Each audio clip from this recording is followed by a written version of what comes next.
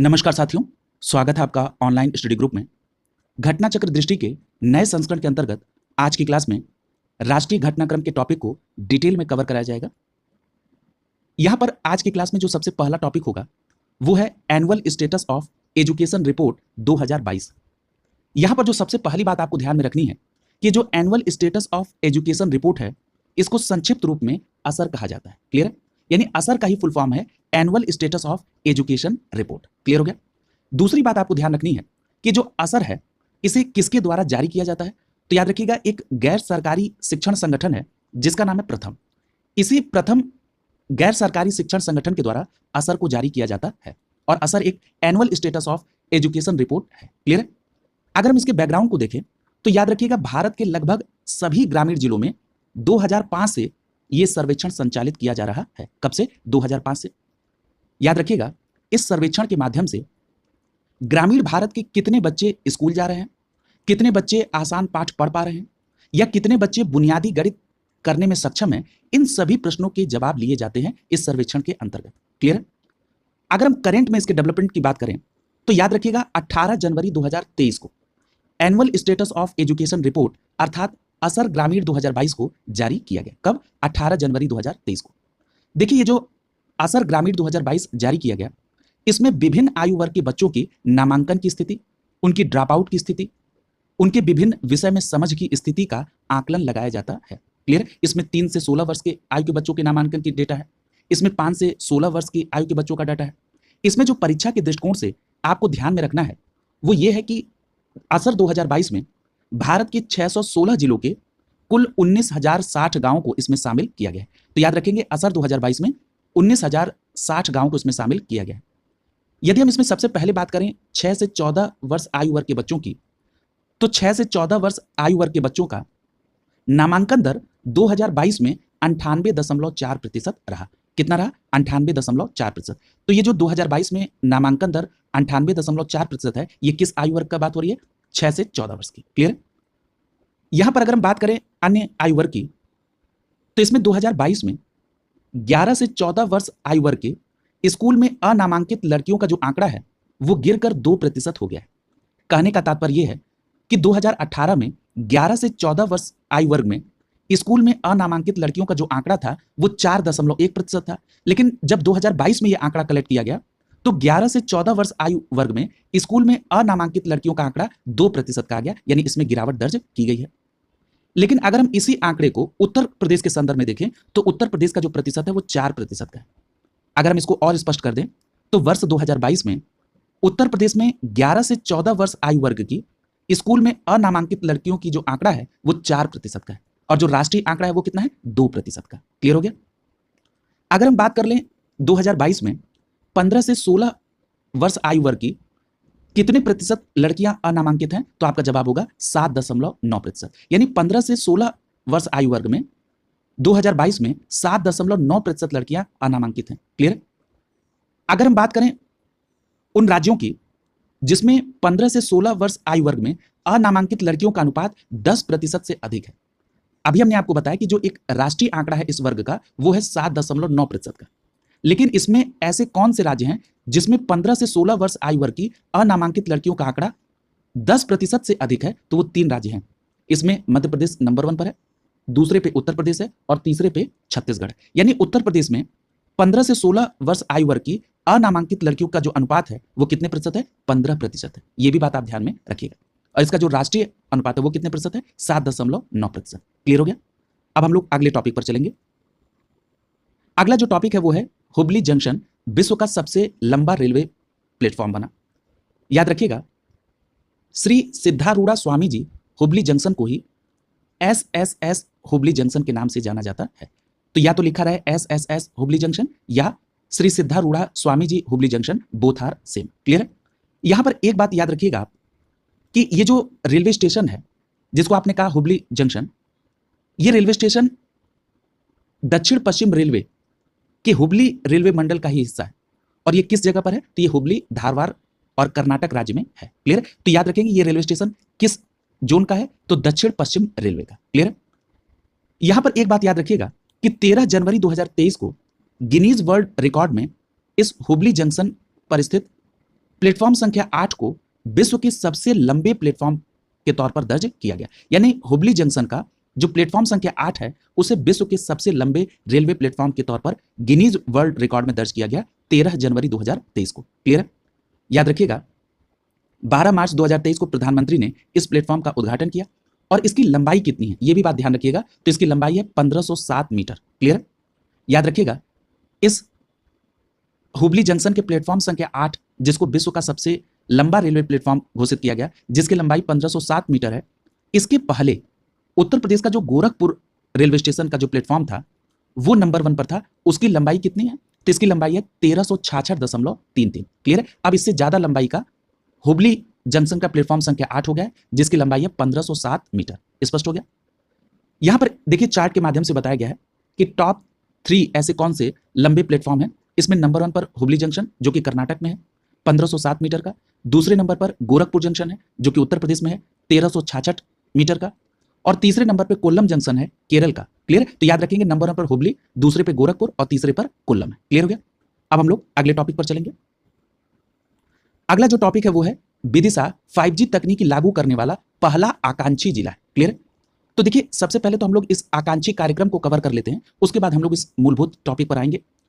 याद रखिएगा देश के 112 सर्वाधिक अल्प विकसित जिलों को तीव्र और प्रभावी तरीके से रूपांतरित करने के उद्देश्य से प्रधानमंत्री नरेंद्र मोदी ने जनवरी 2018 में आकांक्षी जिला कार्यक्रम को लॉन्च किया। तो देखिए सबसे पहली बात तो आपको यही एक डेटा याद रखना है कि जनवरी 2018 में आकांक्षी जिला कार्यक्रम लॉन्च किया गया। किसके द्वारा? प्रधानमंत्री नरेंद्र मोदी के द्वारा। याद रखिएगा ये जो आकांक्षी जिला कार्यक्रम है इसको शॉर्ट फॉर्म में एडीपी कहते हैं। क्लियर है? Aspirational district programme. ये जो एस्पिरेशनल डिस्ट्रिक्ट प्रोग्राम है इसी को हिंदी में आकांक्षी जिला कार्यक्रम कहते हैं और इसको लॉन्च किया गया जनवरी 2018 में। क्लियर? और इसमें देश के कुल कितने जिले शामिल थे? 112 जो कि सर्वाधिक अल्प विकसित जिले थे। क्लियर? यानी ये जिले अंडर डेवलप्ड थे। क्लियर? अब देखिए ये जो 112 और देखिए इन्हीं जिलों को कहा गया आकांक्षी जिला, यानी जो सर्वाधिक अल्प विकसित जिले थे यानी अंडर डेवलप्ड जो डिस्ट्रिक्ट थे उन्हीं को कहा गया आकांक्षी जिला। और टोटल 112 आकांक्षी जिलों में उत्तर प्रदेश के 8 जिले शामिल हैं। ये किसी परीक्षा में पूछा गया है कि टोटल आकांक्षी जिलों में उत्तर प्रदेश के कितने जिले शामिल हैं, या ये भी पूछ लिया जाता है कि निम्नलिखित में से कौन सा जिला आकांक्षी जिले में शामिल नहीं है। तो याद रखिएगा उत्तर प्रदेश के जो 8 जिले आकांक्षी जिले में हैं जरा उनके नाम आप सुन लीजिए। इसमें बहराइच शामिल है, बलरामपुर, चंदौली, चित्रकूट, फतेहपुर, श्रावस्ती, सिद्धार्थनगर और सोनभद्र इसमें शामिल है। यानी टोटल देश भर के जो 112 आकांक्षी जिले हैं इसमें उत्तर प्रदेश के 8 जिले हैं, बहराइच, बलरामपुर, चंदौली, चित्रकूट, फतेहपुर, श्रावस्ती, सिद्धार्थनगर और सोनभद्र। स्पष्ट हो गया? अब हम लोग देखते हैं कि ये जो 2023 में ये डेवलपमेंट हुआ कि कोई आकांक्षी जिला ऐसा है जिसने 5G तकनीकी को लागू किया है। तो आइए हम लोग उसका नाम देखते हैं। तो याद रखिएगा 13 जनवरी 2023 को विदिशा स्टार्टअप द्वारा प्रस्तावित नवचारी 5G तकनीक उपयोग करने वाला भारत का पहला आकांक्षी जिला बन गया है। तो एक लाइन में याद रखेंगे कि विदिशा वो आकांक्षी जिला है जिसने 5G तकनीकी को लागू किया और इस प्रकार 5G तकनीक लागू करने वाला पहला आकांक्षी जिला कौन है? विदिशा। क्लियर? और ये बताइए कि विदिशा जिला किस राज्य में है? तो आप सभी को पता है ये विदिशा मध्य प्रदेश का आकांक्षी जिला है। स्पष्ट हो गया? यहां पर एक बात और आपको परीक्षा के दृष्टिकोण से ध्यान में रखना है कि कुल जो 112 आकांक्षी जिले हैं उसमें से बिहार में 13 आकांक्षी जिले शामिल हैं। जैसे अभी आपने देखा कि टोटल 112 आकांक्षी जिलों में उत्तर प्रदेश के 8 जिले हैं, ठीक उसी प्रकार से कुल 112 आकांक्षी जिलों में बिहार के 13 जिले इसमें शामिल हैं। क्लियर? अब जिनको बिहार स्पेशल देना है वो इन नामों को भी ध्यान से देख लेंगे। अगला जो टॉपिक है वो है कोल्लम, भारत का पहला संविधान साक्षर जिला।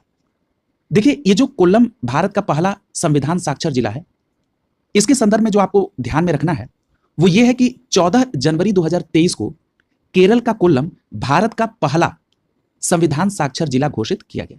कब किया गया? 14 जनवरी 2023 को। तो याद रखेंगे ये जो कोल्लम है ये भारत का पहला संविधान साक्षर जिला है और ये किस राज्य से संबंधित है? तो केरल से। क्लियर है? अगला देखिए, यहां पर एक बात और याद रखिएगा कि इस बात की घोषणा केरल के मुख्यमंत्री पिनराई विजयन ने की और कोल्लम ने यह उपलब्धि जो हासिल की ये संविधान साक्षरता अभियान द सिटीजन 2022 का परिणाम है। यानी संविधान साक्षर अभियान द सिटीजन 2022 के परिणाम के तहत कोल्लम जो है ये भारत का पहला संविधान साक्षर जिला बना। क्लियर? यानी इंडिया का पहला जो कॉन्स्टिट्यूशनल लिटरेट डिस्ट्रिक्ट है वो कौन है? कोल्लम। क्लियर हो गया? अब यहां पर जो आपको परीक्षा के दृष्टिकोण से देखना है कि इस अभियान का उद्देश्य क्या है, तो याद रखिएगा इस अभियान का उद्देश्य है जिले को संवैधानिक रूप से साक्षर जिला बनाना। क्लियर हो गया? इतनी बात आपको यहां पर ध्यान में रखनी है इस टॉपिक के अंतर्गत। अब हम लोग अगले टॉपिक पर चल रहे हैं। अगला टॉपिक है राष्ट्रीय ग्रीन हाइड्रोजन मिशन। यहां पर एक बात याद रखिएगा कि प्रधानमंत्री नरेंद्र मोदी ने 2047 तक भारत को एक ऊर्जा स्वतंत्र राष्ट्र के रूप में रूपांतरित करने का लक्ष्य निर्धारित किया है। यानी भारत को एक ऊर्जा स्वतंत्र यानी एनर्जी इंडिपेंडेंट कंट्री बनाने का जो टारगेट है वो कब तक का है? 2047 तक का। क्लियर हो गया? अब यहां पर जो आपको बात ध्यान में रखनी है कि भारत ने 2070 तक शुद्ध शून्य उत्सर्जन हासिल करने का लक्ष्य भी निर्धारित किया है। तो यहां पर दो बातें हो गई। एक तो पहली बात यह है कि 2047 तक भारत को एक ऊर्जा स्वतंत्र राष्ट्र बनाना है और साथ ही साथ 2070 तक शुद्ध शून्य यानी नेट जीरो उत्सर्जन हासिल करने का लक्ष्य भी है। कब तक का है? 2070 तक का। अब देखिए हाल ही में इसके संदर्भ में क्या डेवलपमेंट हुआ। तो 4 जनवरी 2023 को प्रधानमंत्री नरेंद्र मोदी की अध्यक्षता में जो केंद्रीय मंत्रिमंडल की बैठक हुई उसने राष्ट्रीय green hydrogen mission national green hydrogen mission को मंजूरी दी। यानी नरेंद्र मोदी जी की अध्यक्षता में जो केंद्रीय कैबिनेट की बैठक हुई 4 जनवरी 2023 को, इसमें नेशनल ग्रीन हाइड्रोजन मिशन को मंजूरी मिल गई।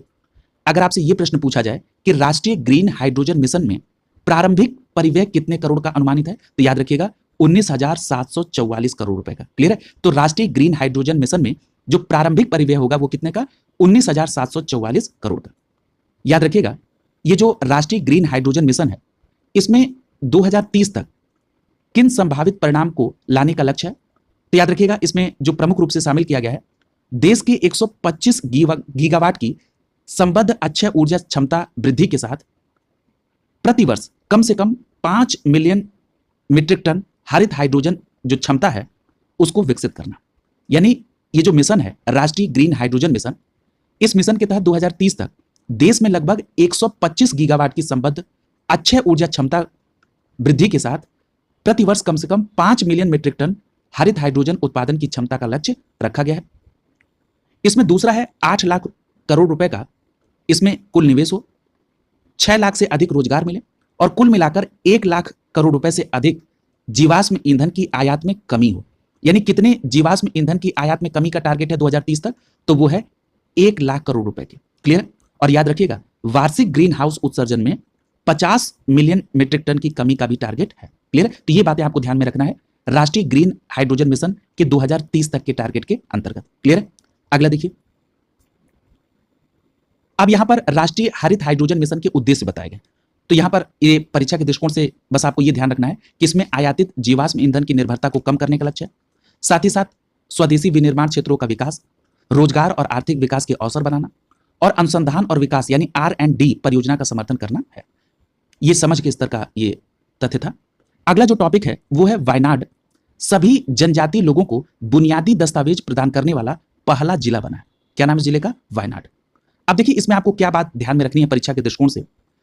अगर आपको इसमें पूछा जाए कि जो ABCD अभियान है ये किस राज्य का अभियान है और इसका क्या तात्पर्य है ABCD अभियान का, तो याद रखिएगा अनुसूचित जनजाति समुदाय से संबंधित सभी नागरिकों को बुनियादी दस्तावेज उपलब्ध कराने के उद्देश्य से Akshaya big campaign for document digitalisation अर्थात ABCD का जो प्रोग्राम है ये केरल के वायनाड जिला प्रशासन के द्वारा संचालित किया गया। अगर मैं इसको और सिंप्लीफाई कर दूं तो जो सबसे पहला प्रश्न मैंने आपसे पूछा था कि जो ABCD अभियान है इसका किस राज्य या किस जिले से संबंध है, तो आपका जवाब होगा ये जो ABCD अभियान है ये केरल के वायनाड जिला प्रशासन से संबंधित अभियान है।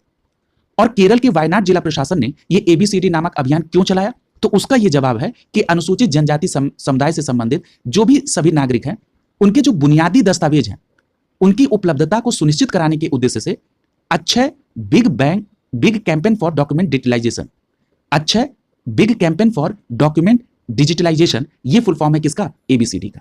क्लियर है? तो ABCD का फुल फॉर्म पूछा जाएगा तो Akshaya big campaign for document digitalisation. Clear हो गया? अब यहां पर यह बात याद रखिएगा कि जनवरी 2023 में केरल के वायनाड जिले सभी जनजाति लोगों को बुनियादी दस्तावेज और सुविधाएं प्रदान करने वाला देश का पहला जिला बन गया। तो याद रखेंगे सभी जनजाति लोगों को बुनियादी दस्तावेज प्रदान करने वाला देश का पहला जिला कौन सा है? वायनाड। और उसने कौन सा प्रोग्राम चलाया था? एबीसीडी। एबीसीडी प्रोग्राम का फुल फॉर्म क्या है? Akshaya big campaign for document digitalisation. Clear हो गया? अब यहां पर जो आपको परीक्षा के दृष्टिकोण से ध्यान में रखना है कि इन दस्तावेजों को डिजिटल रूप दिया गया है। क्लियर है? और उन्हें डिजी लॉकर खाते में सहेजा गया है ताकि अगर कोई डॉक्यूमेंट खो जाए तो फिर से उसे बनवाने में आसानी हो। और ये जो बात हो रही है कि अनुसूचित जातियों से संबंधित जो उनके बुनियादी दस्तावेज हैं, इस बुनियादी दस्तावेज में क्या आएगा? उनका आधार कार्ड, उनका राशन कार्ड, उनका जन्म और मृत्यु प्रमाण पत्र या उनका चुनाव पहचान पत्र, बैंक खाते या उनका स्वास्थ्य बीमा, ये सभी जो भी प्रमाण पत्र हैं इनका डिजिटल रूप उनको प्रोवाइड करा दिया गया। क्लियर? और याद रखिएगा, वायनाड जिला प्रशासन ने Akshaya big campaign for document digitalisation यानी एबीसीडी के अभियान के अंग के तौर पर इस उपलब्धि को हासिल किया है। क्लियर? अगला देखिए, अगला जो टॉपिक है वो है भारत की सबसे लंबी एस्केप टनल। देखिए, भारत की जो सबसे लंबी एस्केप टनल है, इसके संदर्भ में आपको जो सबसे पहले याद रखना है कि भारत सरकार ने ऊधमपुर से बारामूला तक 272 किलोमीटर लंबी रेलवे लाइन निर्माण करने की योजना बनाई है। कहां से कहां तक? ऊधमपुर से बारामूला तक 272 किलोमीटर लंबी रेलवे लाइन। क्लियर? अब देखिए, ये जो रेलवे लाइन का निर्माण है ये किसके तहत होगा? तो ये Udhampur Srinagar Baramulla rail link project के तहत इसका निर्माण किया जाएगा। यानी इसका शॉर्ट फॉर्म क्या है? यूएसबीआरएल। कहने का तात्पर्य यह है कि यूएसबीआरएल के तहत ऊधमपुर से बारामूला तक 272 किलोमीटर लंबी रेलवे लाइन के निर्माण की योजना है। किस प्रोजेक्ट के तहत? यूएसबीआरएल, जिसका फुल फॉर्म है Udhampur Srinagar Baramulla rail link project. Clear हो गया? अब ये देखिए, ये जो परियोजना है इसको 2002 में राष्ट्रीय परियोजना घोषित किया गया था। क्लियर है? और जो मैं अभी आपसे चर्चा कर रहा था कि ऊधमपुर से बारामूला तक 272 किलोमीटर की ये जो रेल लाइन परियोजना है जिसको यूएसबीआरएल प्रोजेक्ट के तहत पूरा किया जाएगा, इसमें कई खंड बनाए गए। इसमें जो पहला खंड है वो ऊधमपुर से कटरा तक है, दूसरा खंड है कटरा से बनिहाल का, तीसरा खंड है बनिहाल से काजीगुंड का, और चौथा खंड है काजीगुंड से बारामूला का।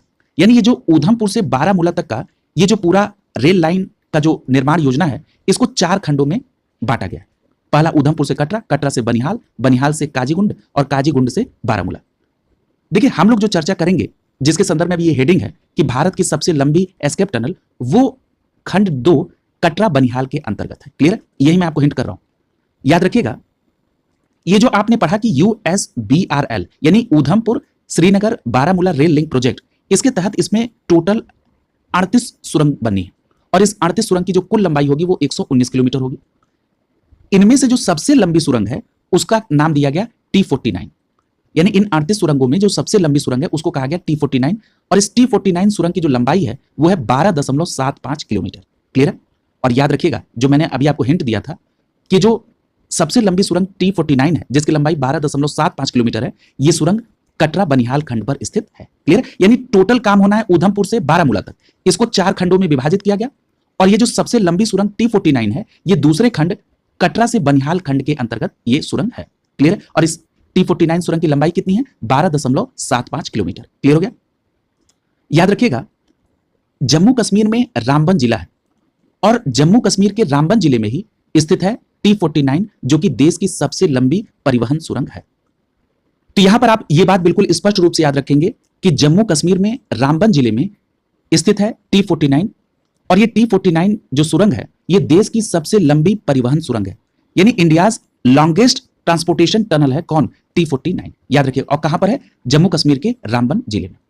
देखिए, यहां पर याद रखिएगा कि जो T49 टनल है ये एक ट्विन ट्यूब सुरंग है। क्लियर है? ये कैसी टनल है? ट्विन ट्यूब टनल है T49, और ये कहां पर स्थित है? तो मैंने बताया जम्मू कश्मीर के रामबन जिले में।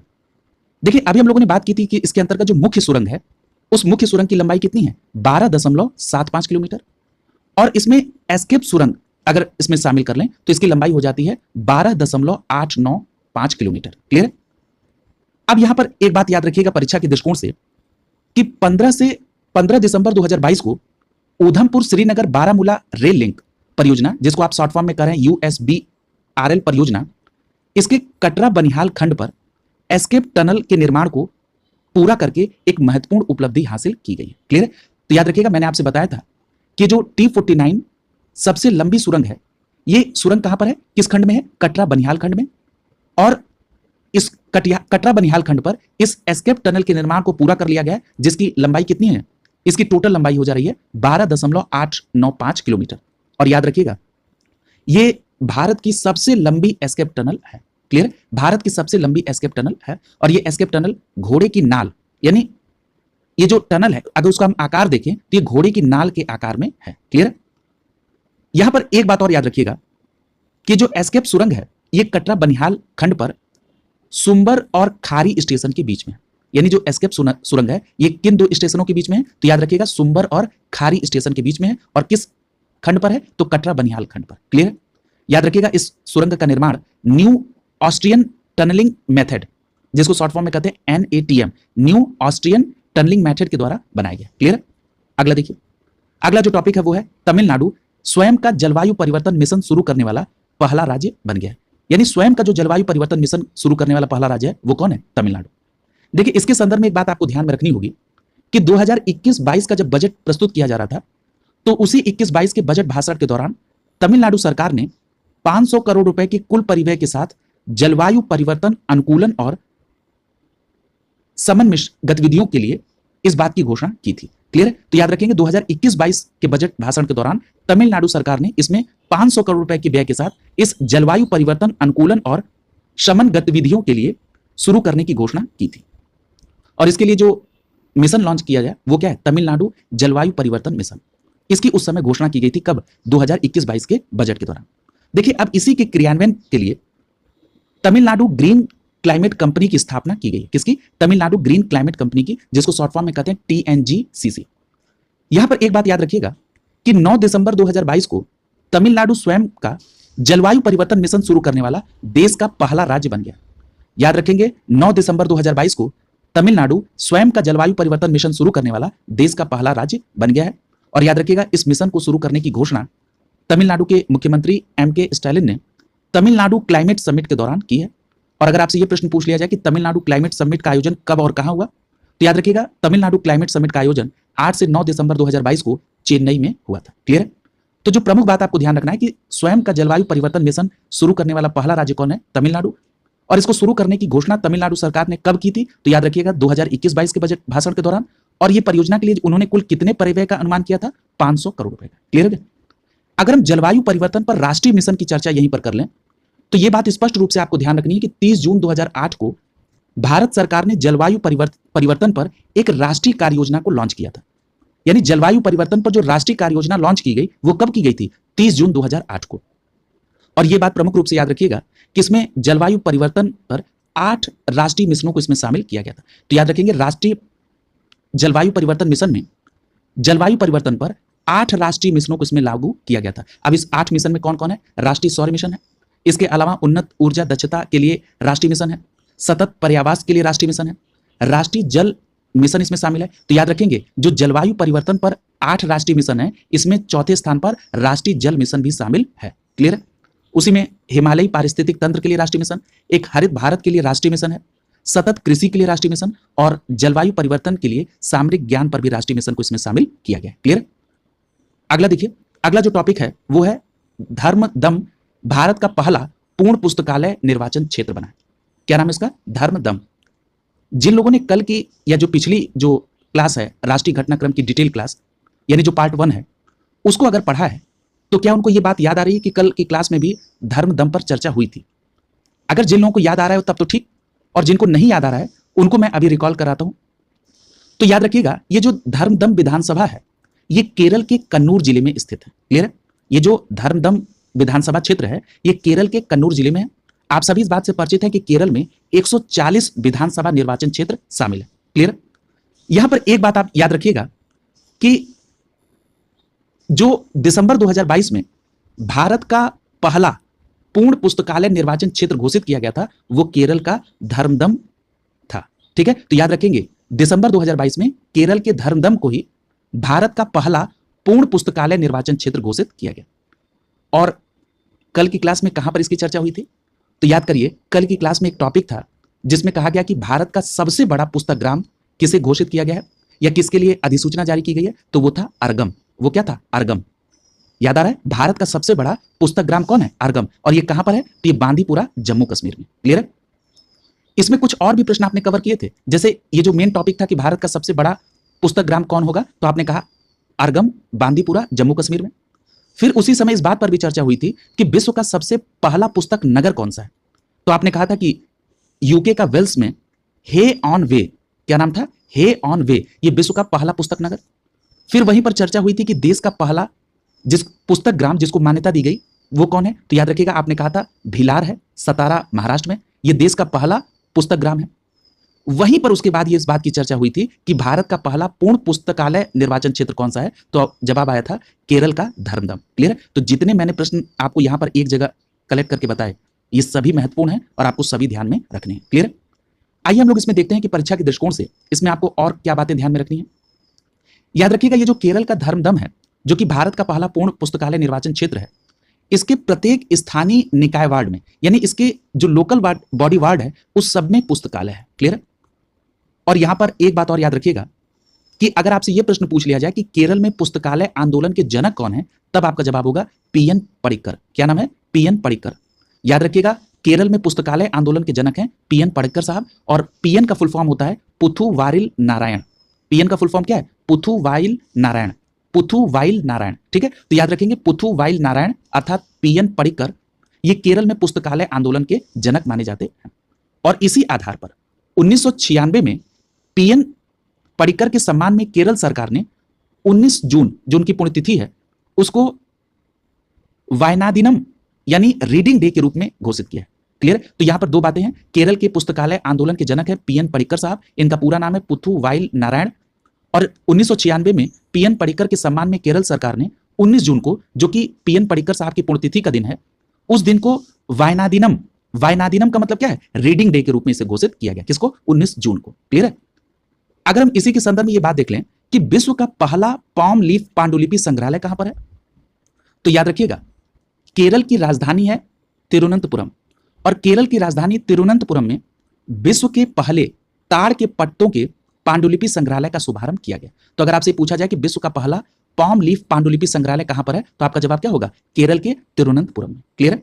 और याद रखिएगा, इस संग्रहालय में 187 पांडुलिपियों का संग्रह किया गया है, और इसमें संग्रहालय में पूर्ववर्ती त्रावणकोर साम्राज्य के जटिल भूमि प्रबंधन, ऐतिहासिक घोषणाएं और जो अंतरराष्ट्रीय समझौते हुए, उसको इसमें प्रदर्शित किया गया ताकि लोगों को इसके बारे में जानकारी हो सके। तो याद रखिएगा, विश्व के पहले पाम लीफ पांडुलिपि संग्रहालय, जो कि केरल के तिरुवनंतपुरम में है, इसमें पूर्ववर्ती त्रावणकोर साम्राज्य के संदर्भ में जानकारी प्राप्त होती है। अगला प्रश्न, अगला टॉपिक देखिए। अगला टॉपिक है भारत का सबसे बड़ा तरल अपशिष्ट उपचार संयंत्र। अब देखिए, भारत का जो सबसे बड़ा तरल अपशिष्ट उपचार संयंत्र है, ये कहां पर स्टैब्लिश हुआ? तो याद रखिएगा, 18 जनवरी 2023 को, कब? 18 जनवरी 2023 को तिरुपति नगर निगम, जो कि आंध्र प्रदेश राज्य में है, यहां पर फाइटोरिड तकनीक पर आधारित, किस तकनीक पर आधारित है? फाइटोरिड तकनीक पर आधारित देश का सबसे बड़ा तरल अपशिष्ट उपचार संयंत्र का उद्घाटन किया गया। तो अगर मैं इस पूरी बात को एक लाइन में समराइज कर दूं, तो याद रखिएगा, 18 जनवरी 2023 को आंध्र प्रदेश राज्य के तिरुपति नगर निगम को, जो कि फाइटोरिड तकनीक पर आधारित यहां पर देश का सबसे बड़ा तरल अपशिष्ट उपचार संयंत्र है। क्लियर? यानी largest liquid waste treatment plant कहां पर? तो आपका जवाब होगा आंध्र प्रदेश के तिरुपति नगर निगम में। और किस तकनीक पर आधारित है? तो फाइटोरिड तकनीक पर आधारित है। स्पष्ट हो गया? यहां पर एक बात याद रखिएगा कि जो तरल अपशिष्ट उपचार संयंत्र को तिरुपति में स्टैब्लिश किया गया, इसका जो उद्देश्य है मूल, वो यह है कि तिरुपति स्थित विनायक सागर झील के जल के पुनः उपयोग को स्थापित किया जाए। क्लियर है? किसके जल को पुनः उपयोग में? तो याद रखिएगा, तिरुपति स्थित विनायक सागर झील के जल के पुनः उपयोग के उद्देश्य से इसे स्थापित किया गया। तो यहां पर एक स्वाभाविक प्रश्न बन गया कि हाल ही में चर्चा में रहा विनायक सागर झील कहां से संबंधित है? तो आपका जवाब होगा तिरुपति, आंध्र प्रदेश से। क्लियर? और इसी झील के जल के पुनः उपयोग के उद्देश्य से सबसे बड़े तरल अपशिष्ट उपचार संयंत्र को तिरुपति नगर निगम अर्थात आंध्र प्रदेश में स्टैब्लिश किया गया। स्पष्ट है? याद रखिएगा, इस संयंत्र की जो क्षमता है प्रतिदिन की, वो 5 मिलियन लीटर पर डे की है, यानी 5 MLD की है। क्लियर? अब यहां पर एक बात और आपको ध्यान में रखनी है कि जो अपशिष्ट जल उपचार है, इसके लिए जो बात हो रही है कि फाइटोरिड इसमें तकनीक विकसित की गई है, ये पूछा जा सकता है कि जो फाइटोरिड तकनीक है, इसका विकास किसके द्वारा किया गया? तो याद रखिएगा, अपशिष्ट जल उपचार के लिए जो फाइटोरिड तकनीक है, इसका विकास किया था CSIR और NEERI के द्वारा मिलकर। यानी CSIR और NEERI ने मिलकर यानी नेरी ने मिलकर फाइटोरिट तकनीक को डेवलप किया, जो कि अपशिष्ट जल उपचार के लिए संबंधित है। आपसे यह भी प्रश्न पूछा जा सकता है कि हाल ही में चर्चा में रही फाइटोरिट तकनीक का संबंध किससे है, तो आपका सीधा जवाब क्या होगा, अपशिष्ट जल उपचार के लिए। क्लियर है। और ये जो CSIR है, इसका फुल फॉर्म होता है वैज्ञानिक और औद्योगिकी अनुसंधान परिषद, और नेरी का फुल फॉर्म होता है राष्ट्रीय पर्यावरण अभियांत्रिकी अनुसंधान संस्थान। क्लियर। यहां पर एक बात और याद रखिएगा कि अगर आपसे यह प्रश्न पूछ लिया जाए कि एशिया का सबसे बड़ा सीवेज उपचार संयंत्र कहां पर, तो याद रखिएगा एशिया का सबसे बड़ा सीवेज उपचार संयंत्र जो है, ये इस समय इसका निर्माण किया जा रहा है दिल्ली में। कहां पर, दिल्ली में इसका निर्माण कार्य चल रहा है। और अभी आपने देखा था कि ये जो तिरुपति का जो ये सबसे बड़ा तरल अपशिष्ट उपचार संयंत्र है, इसकी प्रतिदिन क्षमता 5 MLD की है। लेकिन जो ये एशिया का सबसे बड़ा सीवेज उपचार संयंत्र दिल्ली में स्टैब्लिश किया जा रहा है, इसमें 546 मिलियन लीटर प्रतिदिन यानी 546 MLD की क्षमता इसकी है। क्लियर। और इस ओखला सीवेज उपचार संयंत्र का जो निर्माण है वो यमुना कार्य योजना 3 के तहत किया जा रहा है। स्पष्ट है। अगला देखिए, अगला जो टॉपिक है वो है हाउसिंग सोसाइटी के लिए भारत का पहला सौर संयंत्र।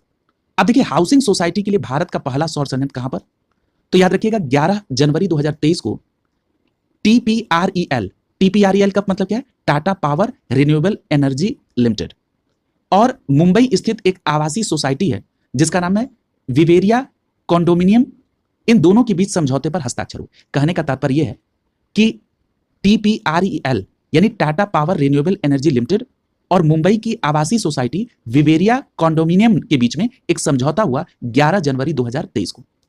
और यह समझौता किस लिए हुआ, तो यह समझौता हुआ आवासीय सोसाइटी को स्वच्छ ऊर्जा यानी क्लीन एनर्जी को प्रोवाइड करने के लिए। अब यहां पर एक बात आपको ध्यान रखना है, अगर आपसे यह प्रश्न पूछा जाए कि भारत के पहले ग्रुप कैप्टिव सौर संयंत्र की स्थापना कहां की जाएगी, तो आपका जवाब क्या होगा, यह जो भारत का पहला ग्रुप कैप्टिव सौर संयंत्र है, यह विवेरिया कॉन्डोमिनियम आवासीय सोसाइटी जो है उसको सौर ऊर्जा आपूर्ति के लिए इसकी स्थापना की जाएगी। और यह कहां पर स्थापित होगा, तो याद रखिएगा महाराष्ट्र के हिमायत नगर में 3.125 मेगावाट की क्षमता का यह सौर ऊर्जा संयंत्र स्थापित होगा। और ये जो महाराष्ट्र के हिमायत नगर में 3.125 मेगावाट की सौर क्षमता वाला ऊर्जा संयंत्र होगा, इसके निर्माण, संचालन और रख रखाव का कार्य किसका होगा, TPREL का होगा। क्लियर है। देखिए, अगर मैं इसको बिल्कुल सिंप्लीफाई कर दूं तो एक लाइन में याद रखिएगा, ये जो TPREL है यानी जिसको आपने कहा था Tata power renewable energy limited, ये क्या करेगी, ये मुंबई की जो आवासीय सोसाइटी है जिसका नाम है विवेरिया कॉन्डोमिनियम सोसाइटी, इसको क्या करेगी, सौर ऊर्जा प्रोवाइड कराएगी। कौन, TPREL। और इसके लिए TPREL महाराष्ट्र के हिमायत नगर में 3.125 मेगावाट की क्षमता वाली सौर ऊर्जा संयंत्र को स्थापित करेगी। क्लियर है। तो इसीलिए कहा गया कि हाउसिंग सोसाइटी के लिए भारत का जो पहला सौर संयंत्र है वो कहां पर स्टैब्लिश होगा, महाराष्ट्र के हिमायत नगर में। और उस हाउसिंग सोसाइटी का नाम क्या है, तो आपको ध्यान रखना है विवेरिया कॉन्डोमिनियम सोसाइटी। क्लियर है। अब यहां पर जो आपको परीक्षा के दृष्टिकोण से ध्यान में रखना है वो ये है कि जो इस हाउसिंग सोसाइटी में भारत का पहला सौर संयंत्र स्टैब्लिश होगा, इसके कारण 6.15 मीट्रिक टन कार्बन डाइऑक्साइड के उत्सर्जन में कमी आएगी। क्लियर है। और इस प्रकार सौर ऊर्जा संयंत्र स्थापित करने वाला विवेरिया कॉन्डोमिनियम घरेलू उपयोग के लिए ये जो कैप्टिव सौर ऊर्जा का उपयोग है, ये देश की पहली सोसाइटी होगी जो ये कैप्टिव ऊर्जा सौर ऊर्जा का उपयोग करेगी। क्लियर है। ये पूरी बात स्पष्ट हो गई। और इसको स्टैब्लिश किसके द्वारा किया जाएगा, TPREL, यानी जो सौर ऊर्जा संयंत्र स्टैब्लिश होगा ये किसके द्वारा, TPREL यानी Tata power renewable energy limited के द्वारा। अगला टॉपिक देखिए, अगला टॉपिक है केरल देश का पहला पूर्ण डिजिटल बैंकिंग राज्य बन गया। अब देखिए, इसमें आपको जो तिथि ध्यान में रखनी है, 7 जनवरी 2023। 7 जनवरी 2023 को केरल सभी पात्र खातों में डिजिटल बैंकिंग को लागू करने वाला देश का पहला राज्य बन गया। क्लियर है। यानी केरल में सभी जो पात्र खाता है यानी जो भी एलिजिबल अकाउंट है वो डिजिटल बैंकिंग से जुड़ गए, और इस प्रकार केरल जो है देश का पहला पूर्ण डिजिटल बैंकिंग राज्य बन गया। इस बात की घोषणा वहां के मुख्यमंत्री पिनराई विजयन ने की है। क्लियर। यहां पर एक बात और आपको ध्यान में रखना है कि जो केरल के द्वारा इस कदम को लागू किया गया, यानी जो डिजिटल बैंकिंग को लागू किया केरल सरकार ने, ये एक योजना के अंतर्गत था। उस योजना का नाम क्या है, उस योजना का नाम है डिजिटल भुगतान पारिस्थितिक तंत्र का विस्तार और गहनता। और ये योजना थी किसकी, ये योजना थी भारतीय रिजर्व बैंक की। क्लियर है। तो देखिए, यहां पर आपको केवल 2 बात ध्यान रखनी है। सबसे पहली बात तो ये याद रखनी है कि केरल देश का वो पहला पूर्ण डिजिटल बैंकिंग राज्य है। दूसरी बात कि जो केरल ने ये इनिशिएटिव लिया है ये RBI की योजना के अंतर्गत है, और आरबीआई की उस योजना का नाम है डिजिटल भुगतान पारिस्थितिक तंत्र का विस्तार और गहनता योजना। देखिए यहां से यह भी प्रश्न आपसे पूछा जा सकता है कि डिजिटल भुगतान पारिस्थितिक तंत्र का विस्तार और गहनता योजना ये किससे संबंधित है, तो आपका जवाब होगा आरबीआई से। यहां पर अगर हम इसके कुछ इससे संबंधित प्रीवियस डेटा को देखें तो 2021 में त्रिशूर इस योजना के तहत डिजिटल बैंकिंग लागू करने वाला केरल का पहला जिला बना था। क्लियर है? अब तो देश का पहला पूर्ण डिजिटल बैंकिंग राज्य हो गया है केरल। अगर हम 2021 की बात करें तो केरल का पहला राज्य जिसने अपने यहां पर डिजिटल बैंकिंग को लागू किया, उस जिले का नाम क्या था? त्रिशूर। यह भी याद रखिएगा। अगला देखिए, अगला जो टॉपिक है वो है स्मार्ट कार्यक्रम। अब देखिए स्मार्ट कार्यक्रम आपने देखा तो सबसे पहले ये दिमाग में प्रश्न आएगा कि स्मार्ट का फुल फॉर्म क्या है। तो याद रखिएगा स्मार्ट का फुल फॉर्म है scope for main streaming Ayurveda research in teaching professionals. क्या फुल फॉर्म है स्मार्ट का? Scope for main streaming Ayurveda research in teaching professionals. अब इसका उद्देश्य क्या है? ये स्मार्ट कार्यक्रम लाने का उद्देश्य क्या है? तो इसका उद्देश्य है, जैसे मान लीजिए ऑस्टियोथायराइटिस जो है, या मान लीजिए किसी को आयरन की कमी के कारण एनीमिया हुआ, या मान लीजिए किसी को मधुमेह है, मोटापा, यानी ये जो आपके रोग हैं इनसे संबंधित नवीन अनुसंधान विचारों को बढ़ावा देना, ये मूल उद्देश्य है किसका? स्मार्ट कार्यक्रम का। देखिए स्मार्ट कार्यक्रम के तहत क्या किया जाना है?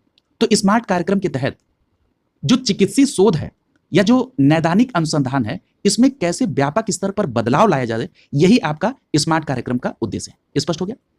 अगर हम इसके नए डेवलपमेंट की बात कर लें तो 2 जनवरी 2023 को देश में आयुर्वेद के क्षेत्र में अनुसंधान और विकास को बढ़ावा देने के लिए स्मार्ट कार्यक्रम का प्रारंभ किया गया। ठीक है, तो स्मार्ट कार्यक्रम का प्रारंभ कब हुआ? 2 जनवरी 2023 को। और स्मार्ट कार्यक्रम को प्रारंभ करने का उद्देश्य क्या है? तो देश में आयुर्वेद के क्षेत्र में अनुसंधान और विकास को बढ़ावा देना। और स्मार्ट का फुल फॉर्म आपने क्या पढ़ा है? तो स्मार्ट का फुल फॉर्म है scope for main streaming Ayurveda research in teaching professionals. अगला देखिए, अब यहां पर एक बात और पूछी जा सकती है कि ये जो कार्यक्रम है स्मार्ट कार्यक्रम, ये किसके द्वारा प्रारंभ किया गया? तो याद रखिएगा स्मार्ट कार्यक्रम को भारतीय चिकित्सा प्रणाली के लिए राष्ट्रीय आयोग, जिसको आप शॉर्ट फॉर्म में कहते हैं NCISM, और साथ ही साथ केंद्रीय आयुर्वेदीय विज्ञान अनुसंधान परिषद अर्थात CCRAS के मिलकर इस स्मार्ट कार्यक्रम को प्रारंभ किया था। कहने का तात्पर्य यह कि जो स्मार्ट कार्यक्रम है इसे NCISM यानी national commission for Indian system of medicine और CCRAS यानी central council for research in Ayurveda sciences, इनके कोलैबोरेशन से इस स्मार्ट कार्यक्रम को प्रारंभ किया गया था। यहां पर अगर आप इन दोनों संस्थाओं के अगर शॉर्ट फॉर्म को याद रख लेंगे तब भी आप वहां पर परीक्षा में कोरिलेट कर ले जाएंगे। तो एक लाइन में अगर मैं आपको इसमें शॉर्ट ट्रिक दूं तो स्मार्ट कार्यक्रम जो है ये NCISM और CCRAS के कोलैबोरेशन से प्रारंभ हुआ। स्पष्ट है? अब यहां पर एक बात और आपको ध्यान में रखनी है परीक्षा के दृष्टिकोण से कि जो NCISM और CCRAS है ये दोनों भारत सरकार के आयुष मंत्रालय के अधीन एक प्रमुख संस्थान है। क्लियर है? किस मंत्रालय के अधीन? आयुष मंत्रालय के अधीन। और इनका उद्देश्य क्या है? चिकित्सीय शोध और नैदानिक अनुसंधान में एक व्यापक बदलाव लाना। अगला देखिए, अगला जो टॉपिक है वो है सामाजिक प्रगति सूचकांक 2022 भारत के राज्य व जिले। अब देखिए ये जो सामाजिक प्रगति सूचकांक है इससे संबंधित क्या बैकग्राउंड है, सबसे पहले इसको क्लियर करेंगे, उसके बाद ये वर्तमान में चर्चा में क्यों रहा उसको देखेंगे। तो यहां पर एक बात याद रखिएगा कि 2014 में इंस्टीट्यूट फॉर कॉम्पिटिटिवनेस ने भारत में सोशल प्रोग्रेस इंपरेटिव के साथ मिलकर सामाजिक प्रगति भारत नामक एक पहल को लॉन्च किया। तो यहां पर सबसे पहली बात तो ये निकल कर आई कि जो सामाजिक प्रगति भारत का जो अभियान है यानी सामाजिक प्रगति भारत जो अभियान है इसको किसने लॉन्च किया था? तो इसको लॉन्च किया था इंस्टीट्यूट फॉर कॉम्पिटिटिवनेस और सोशल प्रोग्रेस इंपरेटिव ने मिलकर। और कब किया था? 2014 में। यहां पर अगली बात जो आपको ध्यान में रखनी है कि 2017 में इस इंस्टीट्यूट के द्वारा सामाजिक प्रगति सूचकांक भारत के राज्य नामक रिपोर्ट को लॉन्च किया गया। यानी सबसे पहले सामाजिक प्रगति भारत नामक पहल आई 2014 में और उसके बाद 2017 में सामाजिक प्रगति सूचकांक भारत के राज्य रिपोर्ट को लॉन्च किया गया। और ये जो सामाजिक प्रगति सूचकांक है इसमें सामाजिक प्रगति से संबंधित 3 आयामों पर राज्यों और जिलों के प्रदर्शन का आकलन किया जाता है। अब आपके मन में यह प्रश्न उठ रहा होगा कि सामाजिक प्रगति सूचकांक को बनाते समय जिन सामाजिक प्रगति के 3 आयामों को देखा जाता है वो 3 आयाम क्या है? तो याद रखिएगा उसमें पहला आयाम है बुनियादी मानवीय आवश्यकता है यानी बेसिक ह्यूमन नीड्स। दूसरी है रहन सहन के बेहतर तरीकों के आधार यानी जो आपके फाउंडेशंस ऑफ वेल बीइंग है इसके आधार पर, और तीसरा है अवसर यानी अपॉर्चुनिटीज। क्लियर? तो इन 3 आयामों के आधार पर ये जो रिपोर्ट है इसे तैयार किया जाता है, जिसको आप कह रहे हैं सामाजिक प्रगति सूचकांक। क्लियर? अब याद रखिएगा हुआ क्या कि 20 दिसंबर 2022 को प्रधानमंत्री की आर्थिक सलाहकार परिषद, जिसको आप शॉर्ट फॉर्म में कहते हैं EAC-PM यानी economic advisory council to PM, इसने सामाजिक प्रगति सूचकांक 2022 को भारत के राज्य और जिले के नाम से जारी कर दिया। तो देखिए एक प्रश्न तो यही बन गया, क्या बन गया कि जो सामाजिक प्रगति सूचकांक 2022 भारत के राज्य एवं जिले की रिपोर्ट है, ये किसके द्वारा जारी की गई? तो आपका सीधा जवाब क्या होगा? प्रधानमंत्री की आर्थिक सलाहकार परिषद, जिसको आप शॉर्ट फॉर्म में याद रख सकते हैं EAC-PM के द्वारा। और EAC-PM का इंग्लिश में फुल फॉर्म क्या है? तो economic advisory council to prime minister. Clear? अब जो अगली बात आपको ध्यान में रखनी है, आपसे यह भी पूछा जा सकता है कि इस रिपोर्ट को किसके द्वारा तैयार किया गया। तो याद रखिएगा इंस्टीट्यूट फॉर कॉम्पिटिटिवनेस, जो आपने शुरुआत में पढ़ा था कि इंस्टीट्यूट ऑफ कॉम्पिटिटिवनेस और वॉशिंगटन DC में स्थित सोशल प्रोग्रेस इंपरेटिव, इन दोनों के द्वारा मिलकर इस सामाजिक प्रगति सूचकांक को तैयार किया गया, जिसको EAC-PM यानी economic advisory council to PM के द्वारा जारी किया गया। क्लियर? तो आपने ये भी देख लिया कि तैयार किया गया इंस्टीट्यूट फॉर कॉम्पिटिटिवनेस और वॉशिंगटन स्थित सोशल प्रोग्रेस इंपरेटिव के द्वारा। क्लियर हो गया? और अगर आपसे ये पूछा जाए कि इंस्टीट्यूट फॉर कॉम्पिटिटिवनेस के मानद चेयरमैन कौन है, तो याद रखिएगा अमित कपूर हैं, और वॉशिंगटन में जो सोशल प्रोग्रेस इंपरेटिव है इसके CEO हैं माइकल ग्रीन। क्लियर? अब देखिए ये जो सामाजिक प्रगति सूचकांक रिपोर्ट है, इसमें 36 राज्यों और केंद्र शासित प्रदेश के 707 जिलों को इसमें शामिल किया गया है। और एक जो सबसे महत्वपूर्ण बात आपको ध्यान रखनी है कि जो हम लोग बार बार कह रहे हैं कि सामाजिक प्रगति सूचकांक, इसी को शॉर्ट फॉर्म में SPI भी कहते हैं। तो याद रखिएगा अब कहीं पर भी अगर SPI लिखा हो तो सीधा आप समझेंगे सोशल प्रोग्रेस इंडेक्स यानी सामाजिक प्रगति सूचकांक। तो याद रखिएगा ये जो SPI है यानी सोशल प्रोग्रेस इंडेक्स है, इसमें 6 स्तंभ पर यानी 6 स्तरों पर यह रैंक प्रदान की गई है। 6 स्तर पर इसमें जो सबसे पहला स्तर होगा वो अत्यधिक उच्च सामाजिक प्रगति का स्तर है। क्लियर? तो ये बेसिकली आपको याद रखना है कि जो सामाजिक प्रगति सूचकांक 2022 है यानी SPI 2022 है, जिसको इंग्लिश में कह रहे हैं कि सोशल प्रोग्रेस इंडेक्स 2022, ये 6 स्तरों के तहत इसमें रैंक प्रदान की गई है।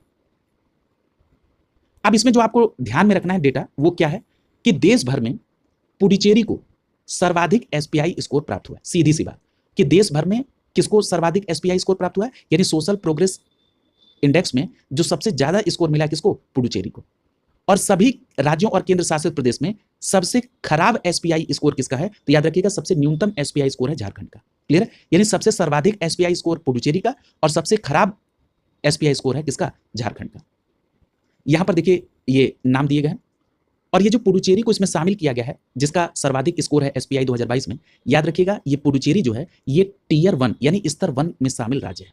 क्लियर है? देखिए यहां पर 2 बातें आपको ध्यान रखनी है। जब हम ये कहेंगे कि SPI 2022 में समग्र रैंकिंग यानी ओवरऑल रैंकिंग, तो वो यहां पर बात हो रही है कि ओवरऑल रैंकिंग में पुडुचेरी है जिसने सबसे ज्यादा स्कोर किया, दूसरे नंबर पे लक्षद्वीप है और तीसरे पे गोवा है। ये टॉप 3 स्टेट्स हैं, पुडुचेरी, लक्षद्वीप और गोवा, जिन्होंने SPI 2022 में ये समग्र रैंकिंग इनकी टॉप 3 की है। पुडुचेरी नंबर 1 पर, लक्षद्वीप दूसरे पर और गोवा तीसरे पर। और ये जो स्टेट्स हैं ये किस स्तर में आएंगे? स्तर 1 में, जो मैंने अभी आपसे कहा था कि ये अत्यधिक उच्च सामाजिक प्रगति वाले स्तर के हैं। ठीक है? अब हम लोग बात कर लेते हैं। देखिए इतनी बात आपने देख ली, अब आपको ध्यान में रखना है बिहार और उत्तर प्रदेश के आंकड़े को। क्लियर? और मध्य प्रदेश पीछे भी आ गया है, तो उसके संदर्भ में भी एक बार देख लेंगे। तो यहां पर देखिए अगर हम उत्तर प्रदेश की बात करें SPI 2022 में, SPI का मतलब क्या है? Social progress index 2022। इसमें उत्तर प्रदेश का जो समग्र स्कोर है वो कितना है? 49.16, और इसकी रैंकिंग कितनी? 31वीं। तो याद रखेंगे SPI 2022 में उत्तर प्रदेश का जो समग्र रैंक है वो क्या है? 31वां है। और जो उत्तर प्रदेश है ये किस स्तर के राज्य में शामिल है? तो स्तर 5 में शामिल है। क्लियर है? याद रखेंगे उत्तर प्रदेश स्तर 5 यानी टियर 5 वाले जो राज्य और केंद्र शासित प्रदेश हैं उसमें उत्तर प्रदेश शामिल है, पहली बात। और उत्तर प्रदेश का जो समग्र रैंक है वो 31वां है, और उत्तर प्रदेश का जो स्कोर है वो क्या है? 49.16। इतनी बात केवल आपको इस SPI 2022 में याद रखनी है। देखिए अगर इसमें आपको थोड़ा सा हिंट दे दिया गया तो ये सूचकांक के संदर्भ में डेटा याद करना आपके लिए बहुत आसान हो जाएगा। नहीं तो यही समझना कि यहाँ पर स्तर 1 है, 5 है, SPI रैंकिंग समग्र क्या है। दोनों बातों को अलग करके देखिए। SPI 2022 की जो समग्र रैंकिंग उसमें 31वां स्थान उत्तर प्रदेश का, और अगर ये पूछा जाए कि उत्तर प्रदेश किस स्तर के राज्य और केंद्र शासित प्रदेशों में शामिल है तो आपका जवाब होगा स्तर 5 में। अब स्तर 5 का नाम क्या है? भाई उसका नाम है ना, तो याद रखिएगा स्तर 5 को कहा जाता है निम्न सामाजिक प्रगति, यानी निम्न सामाजिक प्रगति वाले जो राज्य और केंद्र शासित प्रदेश हैं उसमें शामिल है उत्तर प्रदेश। क्लियर है? तो आपसे प्रश्न ऐसे भी पूछा जा सकता है कि जो सामाजिक प्रगति सूचकांक 2022 आया यानी जो एसपीआई 2022 है, इसमें उत्तर प्रदेश को किस कैटेगरी में शामिल किया गया है? तो याद रखेंगे स्तर 5 में, जिसको कहते हैं निम्न सामाजिक प्रगति वाले राज्य। यानी उत्तर प्रदेश जो है ये निम्न सामाजिक प्रगति वाला राज्य है, यानी लो सोशल प्रोग्रेस स्टेट के तौर पर उत्तर प्रदेश को आप देखेंगे और इसकी समग्र रैंकिंग है 31। अब आपको गलत नहीं होना चाहिए। और इसमें अगर मध्य प्रदेश को देखें तो इसका ओवरऑल रैंकिंग 33 है और इसका स्कोर है 48.11। अगर हम बिहार के संदर्भ में बात करें तो याद रखिएगा बिहार को स्तर 6 में रखा गया। स्तर 6 का नाम क्या है? स्तर 6 को कहते हैं अत्यधिक निम्न सामाजिक प्रगति। जैसे उत्तर प्रदेश स्तर 5 में था जिसको कहा गया निम्न सामाजिक प्रगति, तो स्तर 6 को कहा जाता है अत्यंत निम्न सामाजिक प्रगति, जिसमें बिहार शामिल है। और बिहार की अगर हम ओवरऑल रैंकिंग देखें एसपीआई 2022 तो इसकी रैंकिंग है 35 और बिहार का स्कोर कितना है? 44.47। स्पष्ट हो गया? और अगर आपसे टोटल डेटा पूछ ले कि भाई स्तर 1 में कुल कितने जिले हैं, तो आपका जवाब होगा 58 जिले जो हैं वो स्तर 1 में शामिल है। अगर आपसे ये पूछ लिया जाए कि उस जिले का नाम बताइए जिसने सर्वाधिक एसपीआई स्कोर पाया, जिले की बात हो रही है। राज्य में तो आपने देख लिया कि पुडुचेरी है पहले पर, दूसरे पे लक्षद्वीप है, तीसरे पे गोवा है। उत्तर प्रदेश के संदर्भ में अगर आपसे आंकड़ा पूछा गया तो उत्तर प्रदेश में आपने कह दिया कि ओवरऑल रैंकिंग इसकी 31वीं है।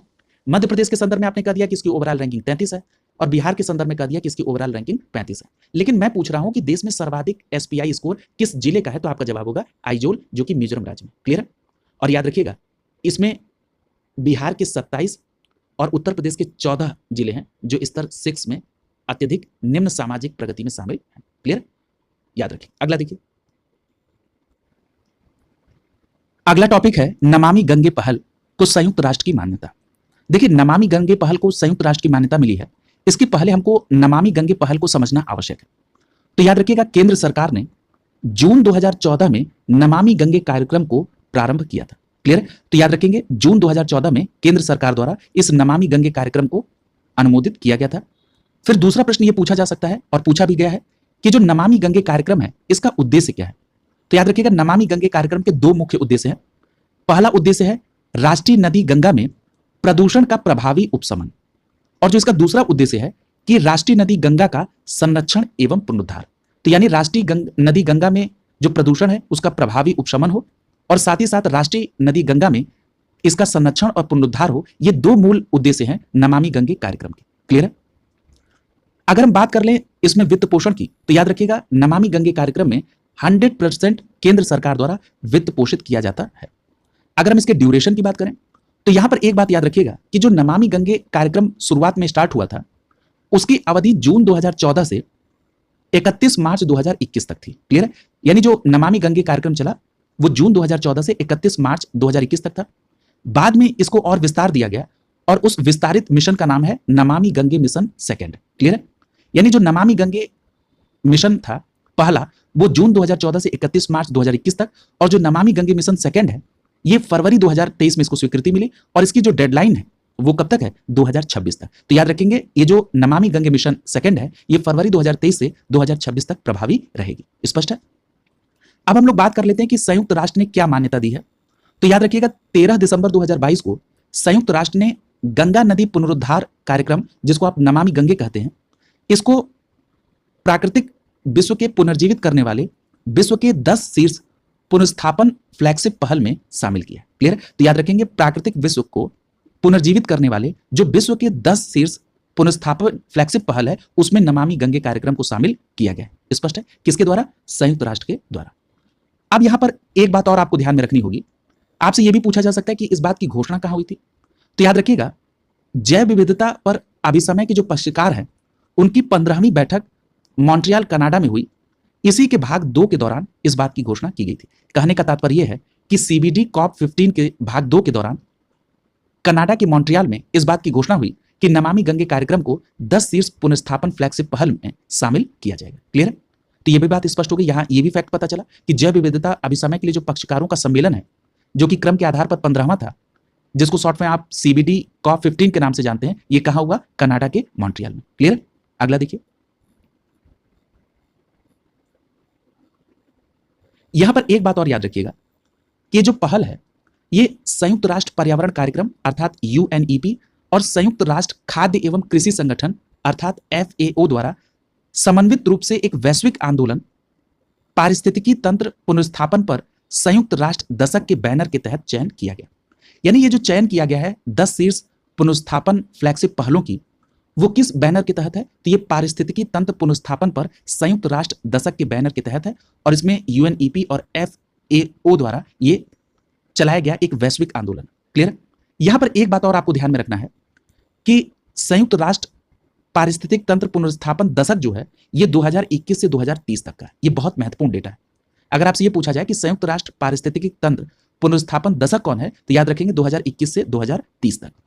अगला टॉपिक देखिए। अगला टॉपिक है गुजरात और हिमाचल प्रदेश का विधानसभा चुनाव 2022। याद रखिएगा, गुजरात में जो 14वीं विधानसभा थी इसका कार्यकाल समाप्त हो रहा था और हिमाचल प्रदेश की 13वीं विधानसभा का कार्यकाल समाप्त हो रहा था। इसलिए गुजरात की 15वीं नई विधानसभा के लिए और हिमाचल प्रदेश की नई 14वीं विधानसभा के लिए चुनाव संपन्न किए। क्लियर? और ये जो चुनाव संपन्न हुआ ये गुजरात में 2 चरणों में चुनाव संपन्न हुआ और हिमाचल प्रदेश में एक चरण में ये चुनाव संपन्न हुआ। क्लियर है? अगर हम बात कर लें सबसे पहले गुजरात की, तो याद रखिएगा गुजरात में जो टोटल विधानसभा की सीटें हैं वो हैं 182। गुजरात में विधानसभा की कितनी सीटें? 182। और इन 182 सीटों में 13 सीटें अनुसूचित जाति के लिए और 27 सीटें जो हैं वो अनुसूचित जनजाति के लिए आरक्षित है। क्लियर है? अब यहां पर जो बात आपको परीक्षा के दृष्टिकोण से याद रखनी है वो ये है कि यहां पर जब चुनाव परिणाम आया तो भारतीय जनता पार्टी ने चुनाव जीता और गुजरात विधानसभा चुनाव में यह भारतीय जनता पार्टी की लगातार 7वीं जीत है। गुजरात विधानसभा चुनाव में भाजपा की लगातार 7वीं जीत है ये। क्लियर? इसका मतलब यह है कि गुजरात में भाजपा सर्वप्रथम जो आई थी वो कब? 1995 में सत्ता में आई थी। इतनी बात आपको बस केवल इसमें ध्यान में रखना है। और याद रखिएगा इसमें 12 दिसंबर 2022 को भूपेंद्र पटेल ये गुजरात के नए मुख्यमंत्री बने। और अगर ये पूछा जाए कि 15वीं गुजरात विधानसभा के अध्यक्ष कौन बने, तो याद रखिएगा उनका नाम है शंकर चौधरी। क्लियर? और गुजरात विधानसभा चुनाव जो 15वीं विधानसभा को स्टैब्लिश करने के लिए हुए उसमें भारतीय जनता पार्टी ने 156 सीटें जीती थी। और याद रखिएगा यहां पर जो पहली बार पार्टी लड़ रही थी आम आदमी पार्टी, इसने 5 सीटें जीती और कांग्रेस ने 17 सीटें यहां पर जीती थी। अब हम लोग बात कर लेंगे हिमाचल प्रदेश की। हिमाचल प्रदेश के संदर्भ में मैंने आपको बताया कि हिमाचल प्रदेश में 13वीं विधानसभा का कार्यकाल समाप्त हो रहा था, तो इसलिए 14वीं विधानसभा गठित हो, इसलिए हिमाचल प्रदेश में चुनाव संपन्न हुआ। अगर हम हिमाचल प्रदेश में विधानसभा की टोटल सीटों की संख्या की बात करें तो हिमाचल प्रदेश में टोटल सीट कितनी है? 68 यानी 68। और गुजरात में कितनी मैंने बताई अभी? 182 यानी 182। क्लियर? अब यहां पर जो हिमाचल में टोटल 68 सीट है इसमें 17 सीटें तो अनुसूचित जाति के लिए और 3 सीटें अनुसूचित जनजाति के लिए आरक्षित है। क्लियर? अब यहां पर एक बात और आपको ध्यान रखना होगा कि याद रखिएगा हिमाचल प्रदेश की विधानसभा में उसके इतिहास में अब तक का सर्वाधिक मतदान प्रतिशत रहा। जब इस तरह का कोई तथ्य सामने आए तब आप उस राज्य में जो मतदान प्रतिशत है उसको भी ध्यान में रखेंगे। हिमाचल प्रदेश में जो चुनाव हुए 2022 में इसमें 75.6% मतदान हुए और यहां पर रिकॉर्ड मतदान ये दर्ज हुआ। यहां पर एक तथ्य और याद रखिएगा जो इस टॉपिक को महत्वपूर्ण बनाता है कि विश्व के सबसे ऊंचे मतदान स्टेशन को बनाया गया जिसका नाम था तासी गंग, और ये कहां पर है? लाहौल और स्पीति में। तो याद रखेंगे लाहौल और स्पीति में जो ताशी गंग मतदान स्टेशन था ये विश्व का सबसे ऊंचा मतदान स्टेशन था और यहां पर 100% मतदान हुआ। और अगर आपसे यह प्रश्न पूछ लिया जाए कि जो विश्व का सबसे ऊंचा मतदान स्टेशन तासी गंग जो कि लाहौल स्पीति में था इसकी ऊंचाई कितनी थी, तो याद रखिएगा तासी गंग मतदान स्टेशन की ऊंचाई 15,256 फीट थी। कितनी थी? 15,256 फीट। अगला देखिए। याद रखिएगा जब यहां पर चुनाव परिणाम आए तो कांग्रेस ने यहां पर जीत हासिल की और इसके तहत भारतीय राष्ट्रीय कांग्रेस के सुखविंदर सिंह सुक्खू ने हिमाचल प्रदेश में नए मुख्यमंत्री की शपथ ली। और यहां पर यह तथ्य इंपॉर्टेंट है कि हिमाचल प्रदेश के नए उप मुख्यमंत्री का नाम मुकेश अग्निहोत्री है। क्या नाम है? मुकेश अग्निहोत्री। याद रखिएगा हिमाचल प्रदेश के चुनाव में जो टोटल 68 सीटें हैं उसमें भारतीय राष्ट्रीय कांग्रेस को 40 सीटें, भारतीय जनता पार्टी को 25 सीटें प्राप्त हुई थी। अगला जो टॉपिक है वो है हिमालयी याक को खाद्य पशु का दर्जा। देखिए जो हिमालयी याक को खाद्य पशु का दर्जा दिया गया इसके पहले यह समझना आवश्यक है कि ये पालतू याक क्या है। तो याद रखिएगा ये जो पालतू याक है इसका जो वैज्ञानिक नाम है वो क्या है? बॉस ग्रुनसियंस। क्या नाम है? बॉस ग्रुनसियंस। क्लियर है? याद रखिएगा ये अधिक ऊंचाई पर पाए जाने वाले पशु हैं ये जो पालतू याक है और इसमें बाइसन, भैंस, मवेशी आदि इसमें शामिल हैं। और अगर हम क्षेत्र वाइज बात करें तो ये भारतीय उपमहाद्वीप में हिमालयी क्षेत्र, तिब्बत के पठार और मंगोलियाई क्षेत्र में ये पाए जाते हैं।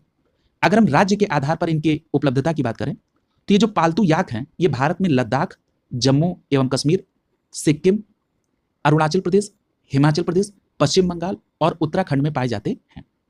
अगर हम बात कर लें इनकी संख्या की तो जो 20वीं पशुधन गणना 2019 थी इस 20वीं पशुधन गणना 2019 के अनुसार भारत में लगभग 58,000 याक है। कितने हैं? 58,000। और अगर हम 2012 की पशुधन गणना से कंपेयर करें तो इसमें लगभग 24.67% की कमी दिखती है। क्लियर? यानी कमी हो रही है इस पालतू याक। आप जरा देखिए ये क्या घोषणा हुई इसके संदर्भ में।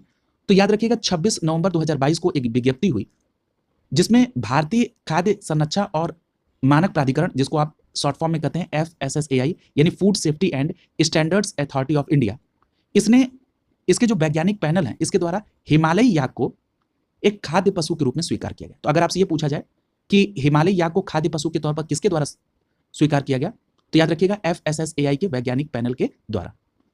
और यहां पर इस याक को खाद्य पशु के तौर पर दर्जा देने की सिफारिश किसने की थी? तो याद रखिएगा इस चीज की सिफारिश की थी पशुपालन और डेयरी विभाग के द्वारा, यानी DAHD के द्वारा याक को खाद्य पशु घोषित करने की सिफारिश की गई थी, जिसको FSSAI के द्वारा स्वीकृति मिल गई।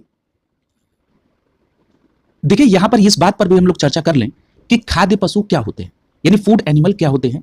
तो याद रखिएगा जिन्हें मनुष्यों द्वारा पाला जाता है और खाद्य उत्पादन और उपभोग के लिए उनका उपयोग किया जाता है, ऐसे पशु को खाद्य पशु कहा जाता है। क्लियर? और यहां पर आपने ये देखा कि हिमालयी याक को खाद्य पशु का दर्जा मिला है। यहां पर एक बात और याद रखिएगा कि FSSAI के द्वारा खाद्य पशु के रूप में पहचान से जो याक है इसको पारंपरिक दूध और मांस उद्योग का हिस्सा बनने में मदद मिलेगी, और साथ ही साथ जो याकों की संख्या में गिरावट आ रही थी उसको भी नियंत्रित करने में मदद मिलेगी। क्लियर है? अगला टॉपिक देखिए। अगला टॉपिक है प्रयागराज, आगरा और गाजियाबाद में पुलिस कमिश्नर प्रणाली लागू की गई है। देखिए अगर हम ये बात कर लें कि जो पुलिस है ये किस सूची का विषय है, तो याद रखिएगा हमारे संविधान की जो 7वीं अनुसूची है उसमें पुलिस को राज्य सूची के अंतर्गत रखा गया है। क्लियर है? अगर हम बात करें कि इसके संदर्भ में नया डेवलपमेंट क्या हुआ, तो 22 नवंबर 2022 को उत्तर प्रदेश के मंत्रिमंडल ने एक निर्णय लिया कि राज्य के 3 ऐसे जिले हैं जहां पर पुलिस आयुक्त प्रणाली को लागू किया जाए, यानी पुलिस कमिश्नर प्रणाली को इन 3 जिलों में लागू किया जाए। और यह निर्णय हुआ 25 नवंबर 2022 को। और ये जो 3 जिले हैं वो है प्रयागराज, गाजियाबाद और आगरा। अगर हम बात करें कि वर्तमान समय में कितने जिलों में ये पुलिस कमिश्नरेट प्रणाली लागू है, तो याद रखिएगा वर्तमान में 7 ऐसे जिले हैं जहां पर पुलिस कमिश्नर प्रणाली यानी पुलिस आयुक्त प्रणाली लागू है। कितने जिलों में? 7 जिलों में। अगर हम उन जिलों की बात कर लें तो सबसे पहले 2020 में 2 जिलों को पुलिस आयुक्त प्रणाली में शामिल किया गया, वो थे लखनऊ और गौतम बुद्ध नगर। उसके बाद 2021 में कानपुर और वाराणसी को पुलिस आयुक्त प्रणाली में शामिल किया गया। और उसके बाद आपने 2022 में भी देखा कि 3 ऐसे जिले थे जिनको पुलिस आयुक्त प्रणाली में शामिल किया गया, जिसको लेकर उत्तर प्रदेश के मंत्रिमंडल ने 25 नवंबर 2022 को निर्णय लिया। वो 3 जिले कौन हैं? गाजियाबाद, आगरा और प्रयागराज। क्लियर है? तो याद रखेंगे ये जो पुलिस आयुक्त प्रणाली है उसमें 7 जिले हैं, जिसमें लखनऊ, गौतम बुद्ध नगर, कानपुर, वाराणसी, गाजियाबाद, आगरा और प्रयागराज। क्लियर है? ये बात आप ध्यान में रखिएगा। अगले टॉपिक पर चल रहे हैं। अगला जो टॉपिक है वो है स्टैच्यू ऑफ प्रॉस्पेरिटी। देखिए यहां पर एक बात अगर मैं जिक्र कर लूं कि ये जो स्टैच्यू ऑफ प्रॉस्पेरिटी है ये किससे संबंधित है, तो याद रखिएगा स्टैच्यू ऑफ प्रॉस्पेरिटी जो है ये नाड प्रभु केम्पेगोंडा की प्रतिमा है। क्लियर है? तो स्टैच्यू ऑफ प्रॉस्पेरिटी किसकी है? नाड प्रभु केम्पेगोंडा की प्रतिमा। फिर ये प्रश्न उठता है कि केम्पेगोंडा कौन? तो याद रखिएगा केम्पेगोंडा फर्स्ट जो है ये विजयनगर साम्राज्य के अधीन 16वीं शताब्दी के एक सामंतवादी शासक थे। केम्पेगोंडा प्रथम जो थे ये विजयनगर साम्राज्य के अधीन 16वीं शताब्दी में एक सामंतवादी शासक थे। अगर इनकी स्टैच्यू की बात करें तो प्रधानमंत्री नरेंद्र मोदी ने 11 नवंबर 2022 को बेंगलुरु में श्री नाड प्रभु केम्पेगोंडा की प्रतिमा का अनावरण किया। यहां देखिए यह बात महत्वपूर्ण है कि जो नाड प्रभु केम्पेगोंडा की प्रतिमा का अनावरण किया प्रधानमंत्री ने, कहां पर किया? तो आपका जवाब होगा बेंगलुरु में। उससे भी ज्यादा महत्वपूर्ण यह है कि किस परिसर में नाड प्रभु केम्पेगोंडा की प्रतिमा का अनावरण हुआ, तो यह बात स्पष्ट रूप से याद रखिएगा, बेंगलुरु अंतरराष्ट्रीय हवाई अड्डे में। क्लियर है? इस बेंगलुरु अंतरराष्ट्रीय हवाई अड्डे को केम्पेगोंडा अंतरराष्ट्रीय हवाई अड्डा भी कहते हैं। इसी परिसर में श्री नाड प्रभु केम्पेगोंडा की प्रतिमा का अनावरण प्रधानमंत्री नरेंद्र मोदी ने किया। और याद रखिएगा इसी प्रतिमा को स्टैच्यू ऑफ प्रॉस्पेरिटी नाम दिया गया। क्लियर है? तो अगर मैं इस पूरी बात को एक लाइन में समराइज कर दूं तो आप ये कहेंगे कि बेंगलुरु अंतरराष्ट्रीय हवाई अड्डा, जिसे केम्पेगोंडा अंतरराष्ट्रीय हवाई अड्डा भी कहते हैं, इसके परिसर में श्री नाड प्रभु केम्पेगोंडा की प्रतिमा अर्थात स्टैच्यू ऑफ प्रॉस्पेरिटी का अनावरण 11 नवंबर 2022 को प्रधानमंत्री नरेंद्र मोदी के द्वारा किया गया। क्लियर है? अब जो अगली बात आपको ध्यान रखनी है, कई बार ये भी पूछ लिया जाता है कि ये प्रतिमा किसकी बनी है, तो याद रखिएगा ये जो नाड प्रभु केम्पेगौड़ा की प्रतिमा है ये कांस्य की प्रतिमा है। इसकी ऊंचाई 108 फीट है। और याद रखिएगा प्रतिमा का जो निर्माण किया यानी इसके शिल्पकार कौन है, तो याद रखिएगा इसके शिल्पकार हैं रामवीर सुतार। इसके शिल्पकार कौन है? रामवीर सुतार।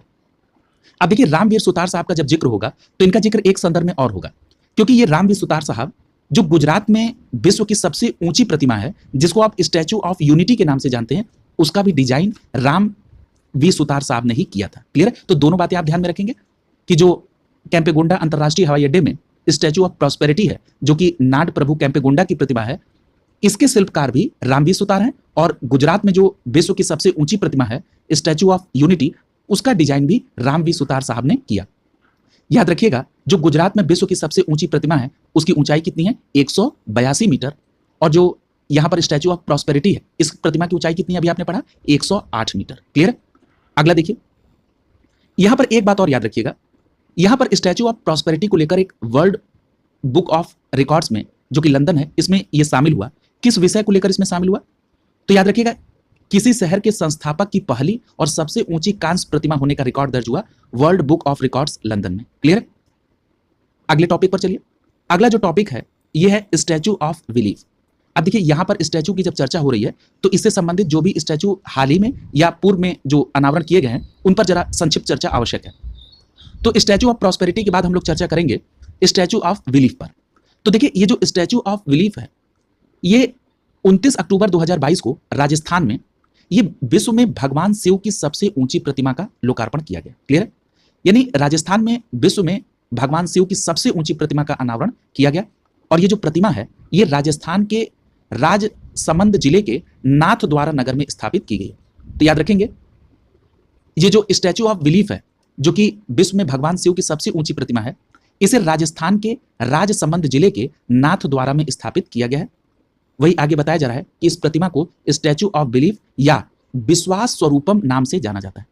तो अगर आपसे यह प्रश्न पूछ लिया जाए कि ये जो स्टैचू ऑफ बिलीफ है या जो विश्वास स्वरूपम है ये किसकी प्रतिमा है, तो आपका जवाब क्या होगा? भगवान शिव की। क्लियर है? और याद रखिएगा ये भगवान शिव की विश्व में सबसे ऊंची प्रतिमा है।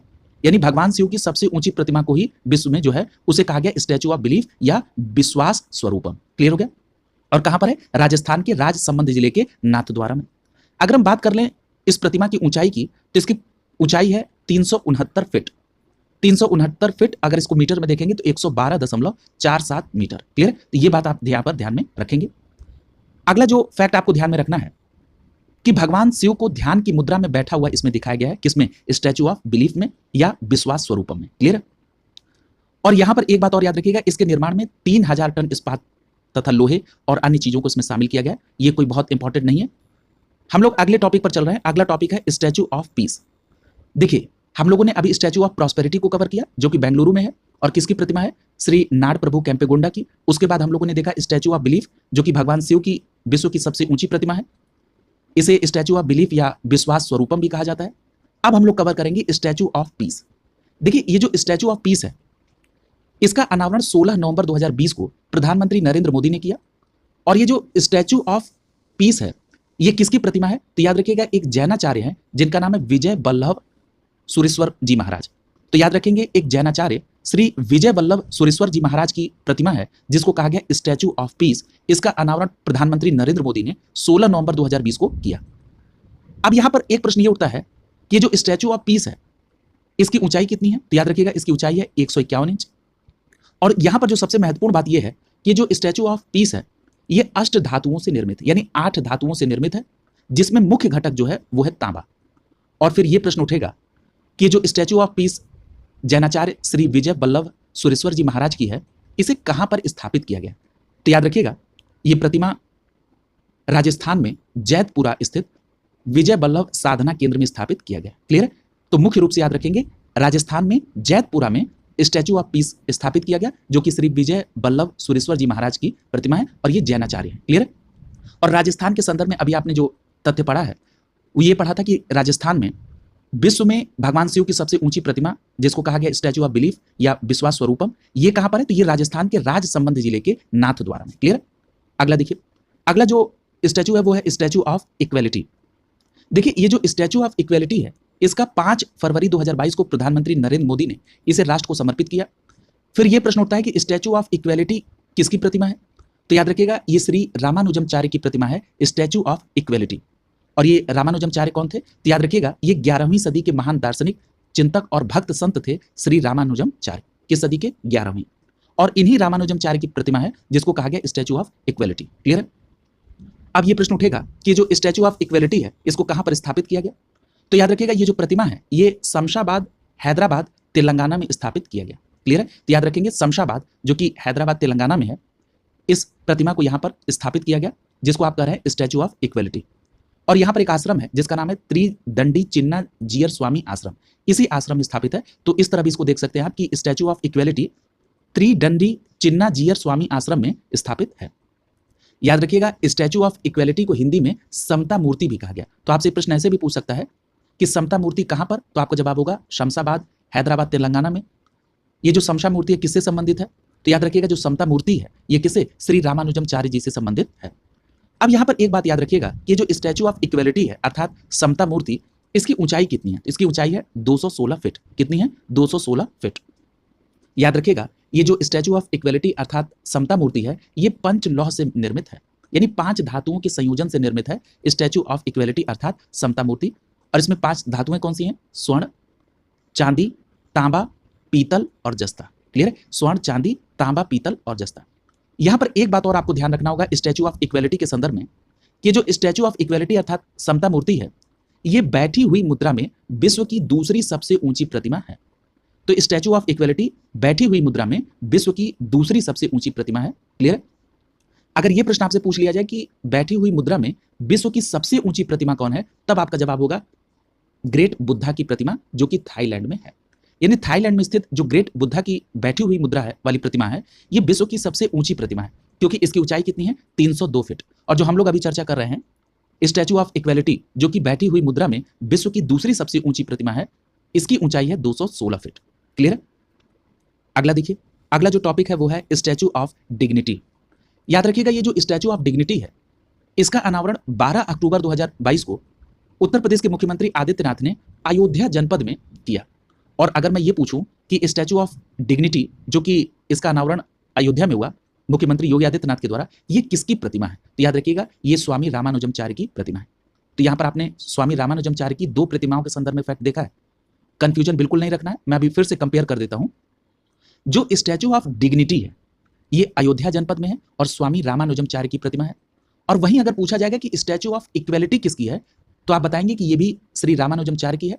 लेकिन स्टैचू ऑफ इक्वेलिटी जो है इसकी स्थापना की गई थी शमशाबाद, हैदराबाद, तेलंगाना में।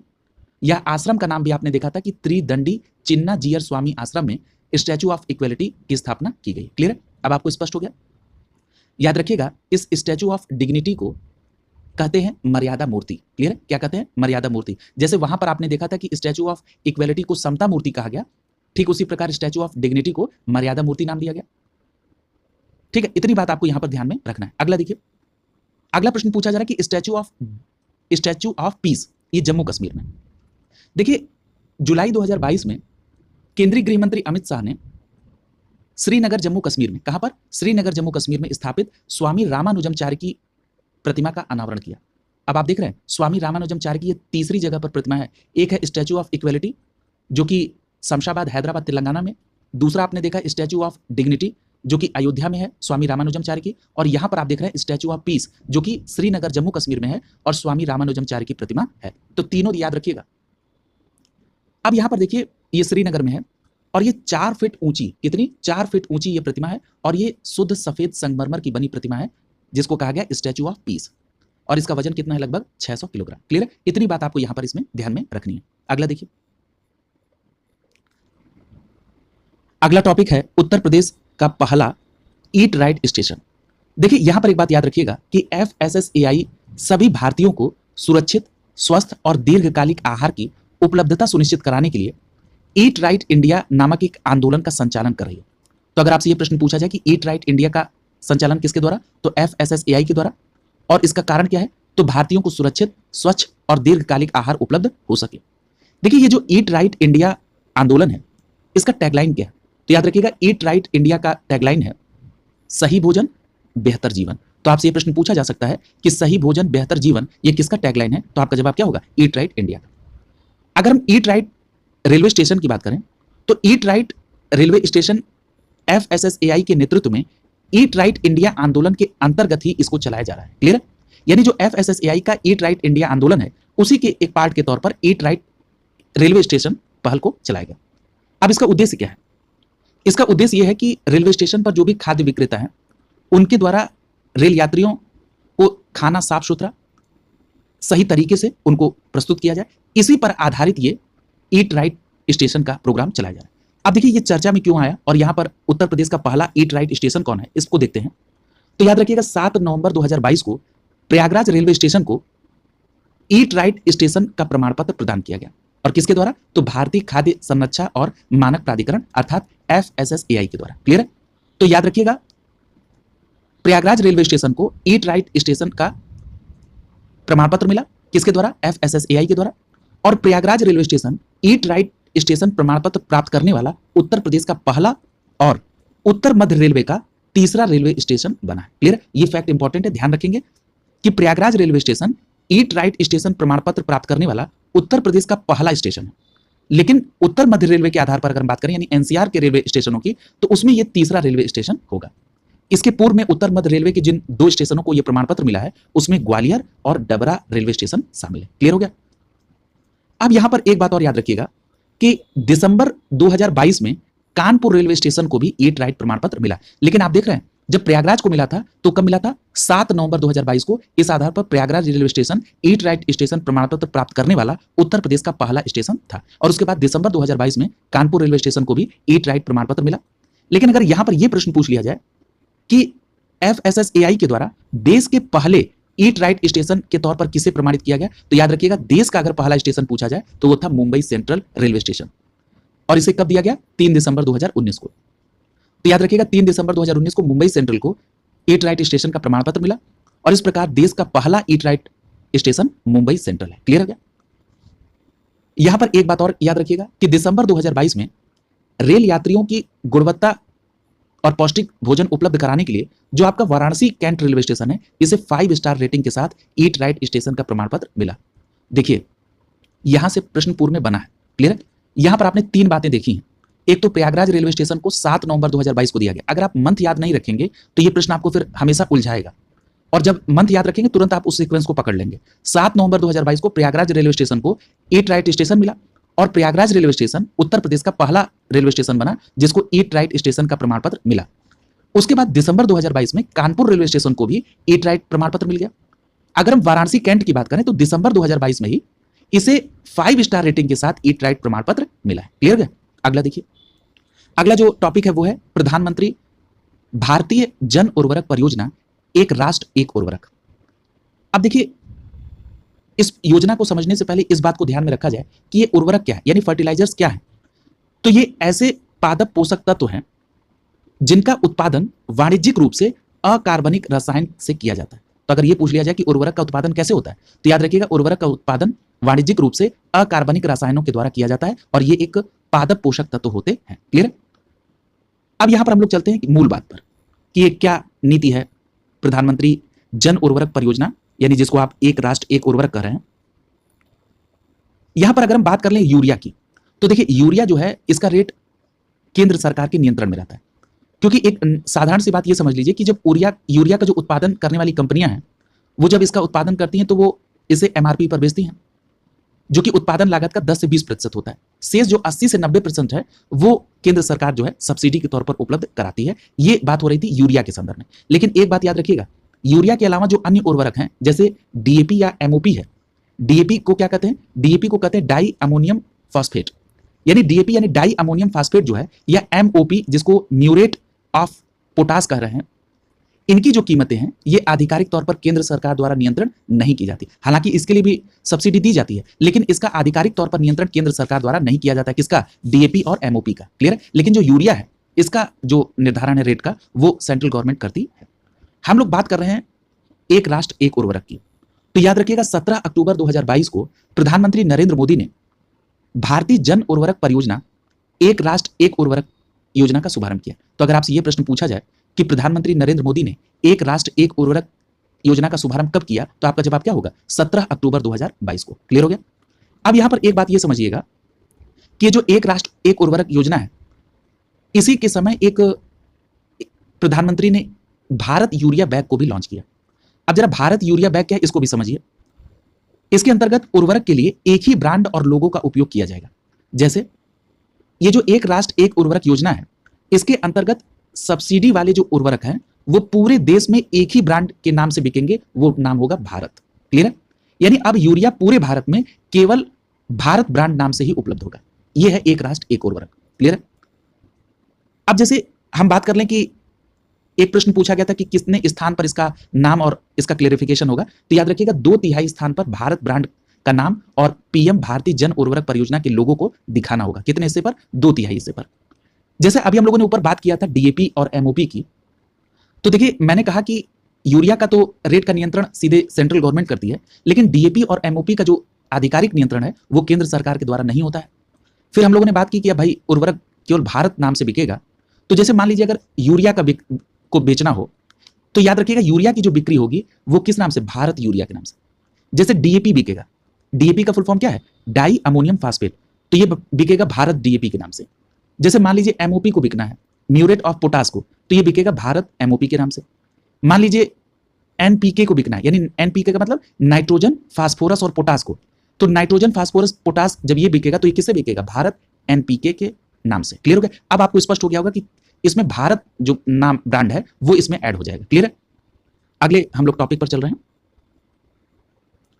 अगला जो टॉपिक है वो है पब्लिक अफेयर्स इंडेक्स 2022। देखिए पब्लिक अफेयर्स इंडेक्स 2022 को शॉर्ट फॉर्म में कहा जाता है पीएआई। और याद रखिएगा ये पब्लिक अफेयर्स इंडेक्स किसके द्वारा विकसित किया गया? तो याद रखिएगा 1994 में बेंगलुरु में स्थापित एक गैर लाभकारी थिंक टैंक है जिसका नाम है पीएसी, पब्लिक अफेयर्स सेंटर। इसी पब्लिक अफेयर्स सेंटर के द्वारा पब्लिक अफेयर्स इंडेक्स को विकसित किया गया है। और ये जो पब्लिक अफेयर्स सेंटर है अर्थात पीएसी है, इसकी स्थापना कहां हुई? बेंगलुरु में 1994 में। और ये जो पब्लिक अफेयर्स इंडेक्स जारी किया जाता है ये 2016 से प्रतिवर्ष जारी किया जा रहा है। क्लियर हो गया? यहां पर एक बात और याद रखिएगा कि ये जो पब्लिक अफेयर्स इंडेक्स है, इस सूचकांक के तहत भारत के राज्यों को उनके प्रशासनिक प्रदर्शन के आधार पर रैंक प्रदान किया जाता है। अगर हम लोग बात कर लें पब्लिक अफेयर्स इंडेक्स 2022 की, तो याद रखिएगा 14 अक्टूबर 2022 को पब्लिक अफेयर्स सेंटर के द्वारा पब्लिक अफेयर्स इंडेक्स 2022 जारी किया गया। क्लियर है? और याद रखिएगा ये जो पब्लिक अफेयर्स इंडेक्स है जिसको आप पीएआई कर रहे हैं, ये इसका 7वां संस्करण है। क्लियर है? और ये कब से जारी हो रहा है? तो अभी हमने बताया था कि 2016 से ये प्रतिवर्ष जारी हो रहा है, और जो ये 2022 में आया इंडेक्स ये इसका 7वां वार्षिक संस्करण था। अब इसमें जो आपको बात ध्यान में रखनी है वो इतनी रखनी है कि अगर हम बड़े राज्यों की श्रेणी की बात कर लें तो बड़े राज्यों की श्रेणी में हरियाणा सर्वश्रेष्ठ प्रशासित राज्य है। यानी ये जो रिपोर्ट आई पीएआई 2022 जिसको आप कह रहे हैं पीएआई का फुल फॉर्म क्या है? Public affairs index. इसमें बड़े राज्यों में हरियाणा नंबर 1 पर है और छोटे राज्यों में सिक्किम नंबर 1 पर है। क्लियर? इतनी बात आपको यहां पर ध्यान में रखनी है। बड़े राज्यों में हरियाणा नंबर 1 पर और छोटे राज्यों में सिक्किम नंबर 1 पर है। अब यहां पर अगर हम बात करें इस श्रेणी में अंतिम स्थान पर कौन है, तो याद रखिएगा इस श्रेणी में नागालैंड जो है वो अंतिम 10वें स्थान पर है। क्लियर?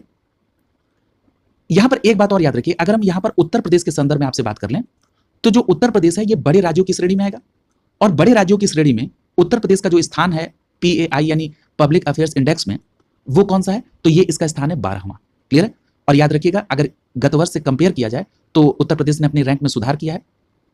इस बार उसको पीएआई 2022 में 12वां स्थान प्राप्त हुआ। किसकी बात हो रही है? उत्तर प्रदेश की। क्लियर है?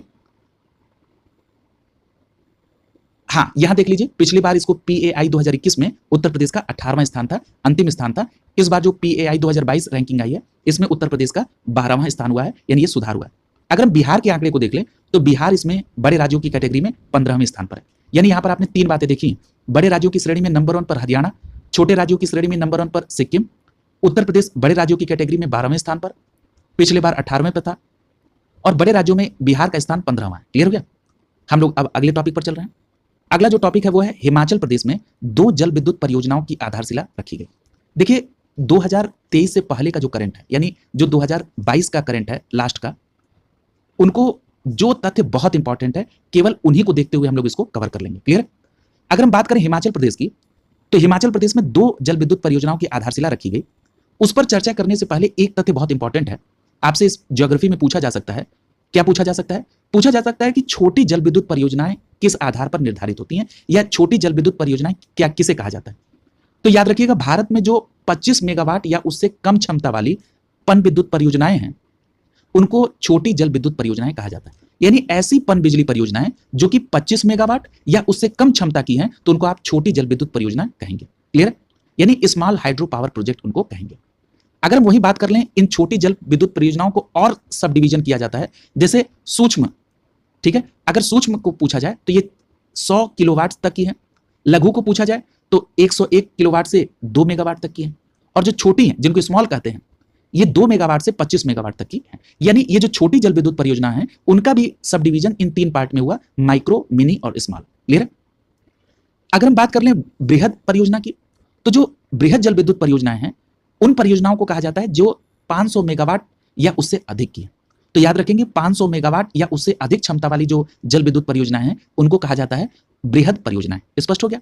अब हम लोग मूल प्रश्न पे आते हैं, जो हम लोग का करंट का टॉपिक है, कि जो हिमाचल प्रदेश में 2 जल विद्युत परियोजनाएं हैं, ये कहां पर हैं? बस उनका नाम आपको देख लेना है। याद रखिएगा, इसका जो आधारशिला रखी वो प्रधानमंत्री नरेंद्र मोदी ने 13 अक्टूबर 2022 को रखी, और ये आधारशिला हिमाचल प्रदेश में चंबा जिले में रखी गई। और जो 2 पनबिजली परियोजनाएं हैं जो कि हिमाचल प्रदेश की हैं, उसमें पहली है 48 मेगावाट की चांजू थर्ड पनबिजली परियोजना। अगर आपसे ये पूछ लिया जाए कि भाई चांजू थर्ड पनबिजली परियोजना किस राज्य की है, तो आपका जवाब होगा हिमाचल प्रदेश की, और कितनी क्षमता की है? 48 मेगावाट क्षमता की। क्लियर है? अगर हम बात कर लें 30 मेगावाट की क्षमता वाली देवथल चांजू की, तो याद रखिएगा 30 मेगावाट की देवथल चांजू पनबिजली परियोजना जो है, ये भी कैसी परियोजना है? ये पनबिजली परियोजना कहां की है? तो ये भी हिमाचल प्रदेश की परियोजना है। क्लियर? तो याद रखेंगे, उन 2 जल विद्युत परियोजनाओं का नाम है चांजू थर्ड और दूसरा है देवथल चांजू। क्लियर है? इतनी बात केवल आपको इस टॉपिक में ध्यान में रखना है। अगला देखिए,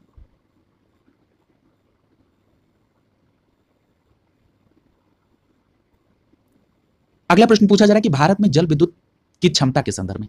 तो देख लीजिए, जो केंद्रीय विद्युत मंत्रालय के द्वारा मई 2023 में आंकड़ा प्रस्तुत किया गया, यानी ये बहुत करंट का डेटा है, तो केंद्रीय विद्युत मंत्रालय ने बताया कि भारत की जो कुल स्थापित विद्युत क्षमता है वो कितनी है? तो याद रखिएगा 4,17,668 मेगावाट। यानी भारत की जो कुल स्थापित विद्युत क्षमता है, मई 2023 के आंकड़े के अनुसार, जो कि केंद्रीय विद्युत मंत्रालय ने दिया, वो है 4,17,668 मेगावाट, और इसमें जीवाश्म और गैर जीवाश्म दोनों स्रोतों से प्राप्त विद्युत क्षमताएं शामिल हैं। क्लियर है?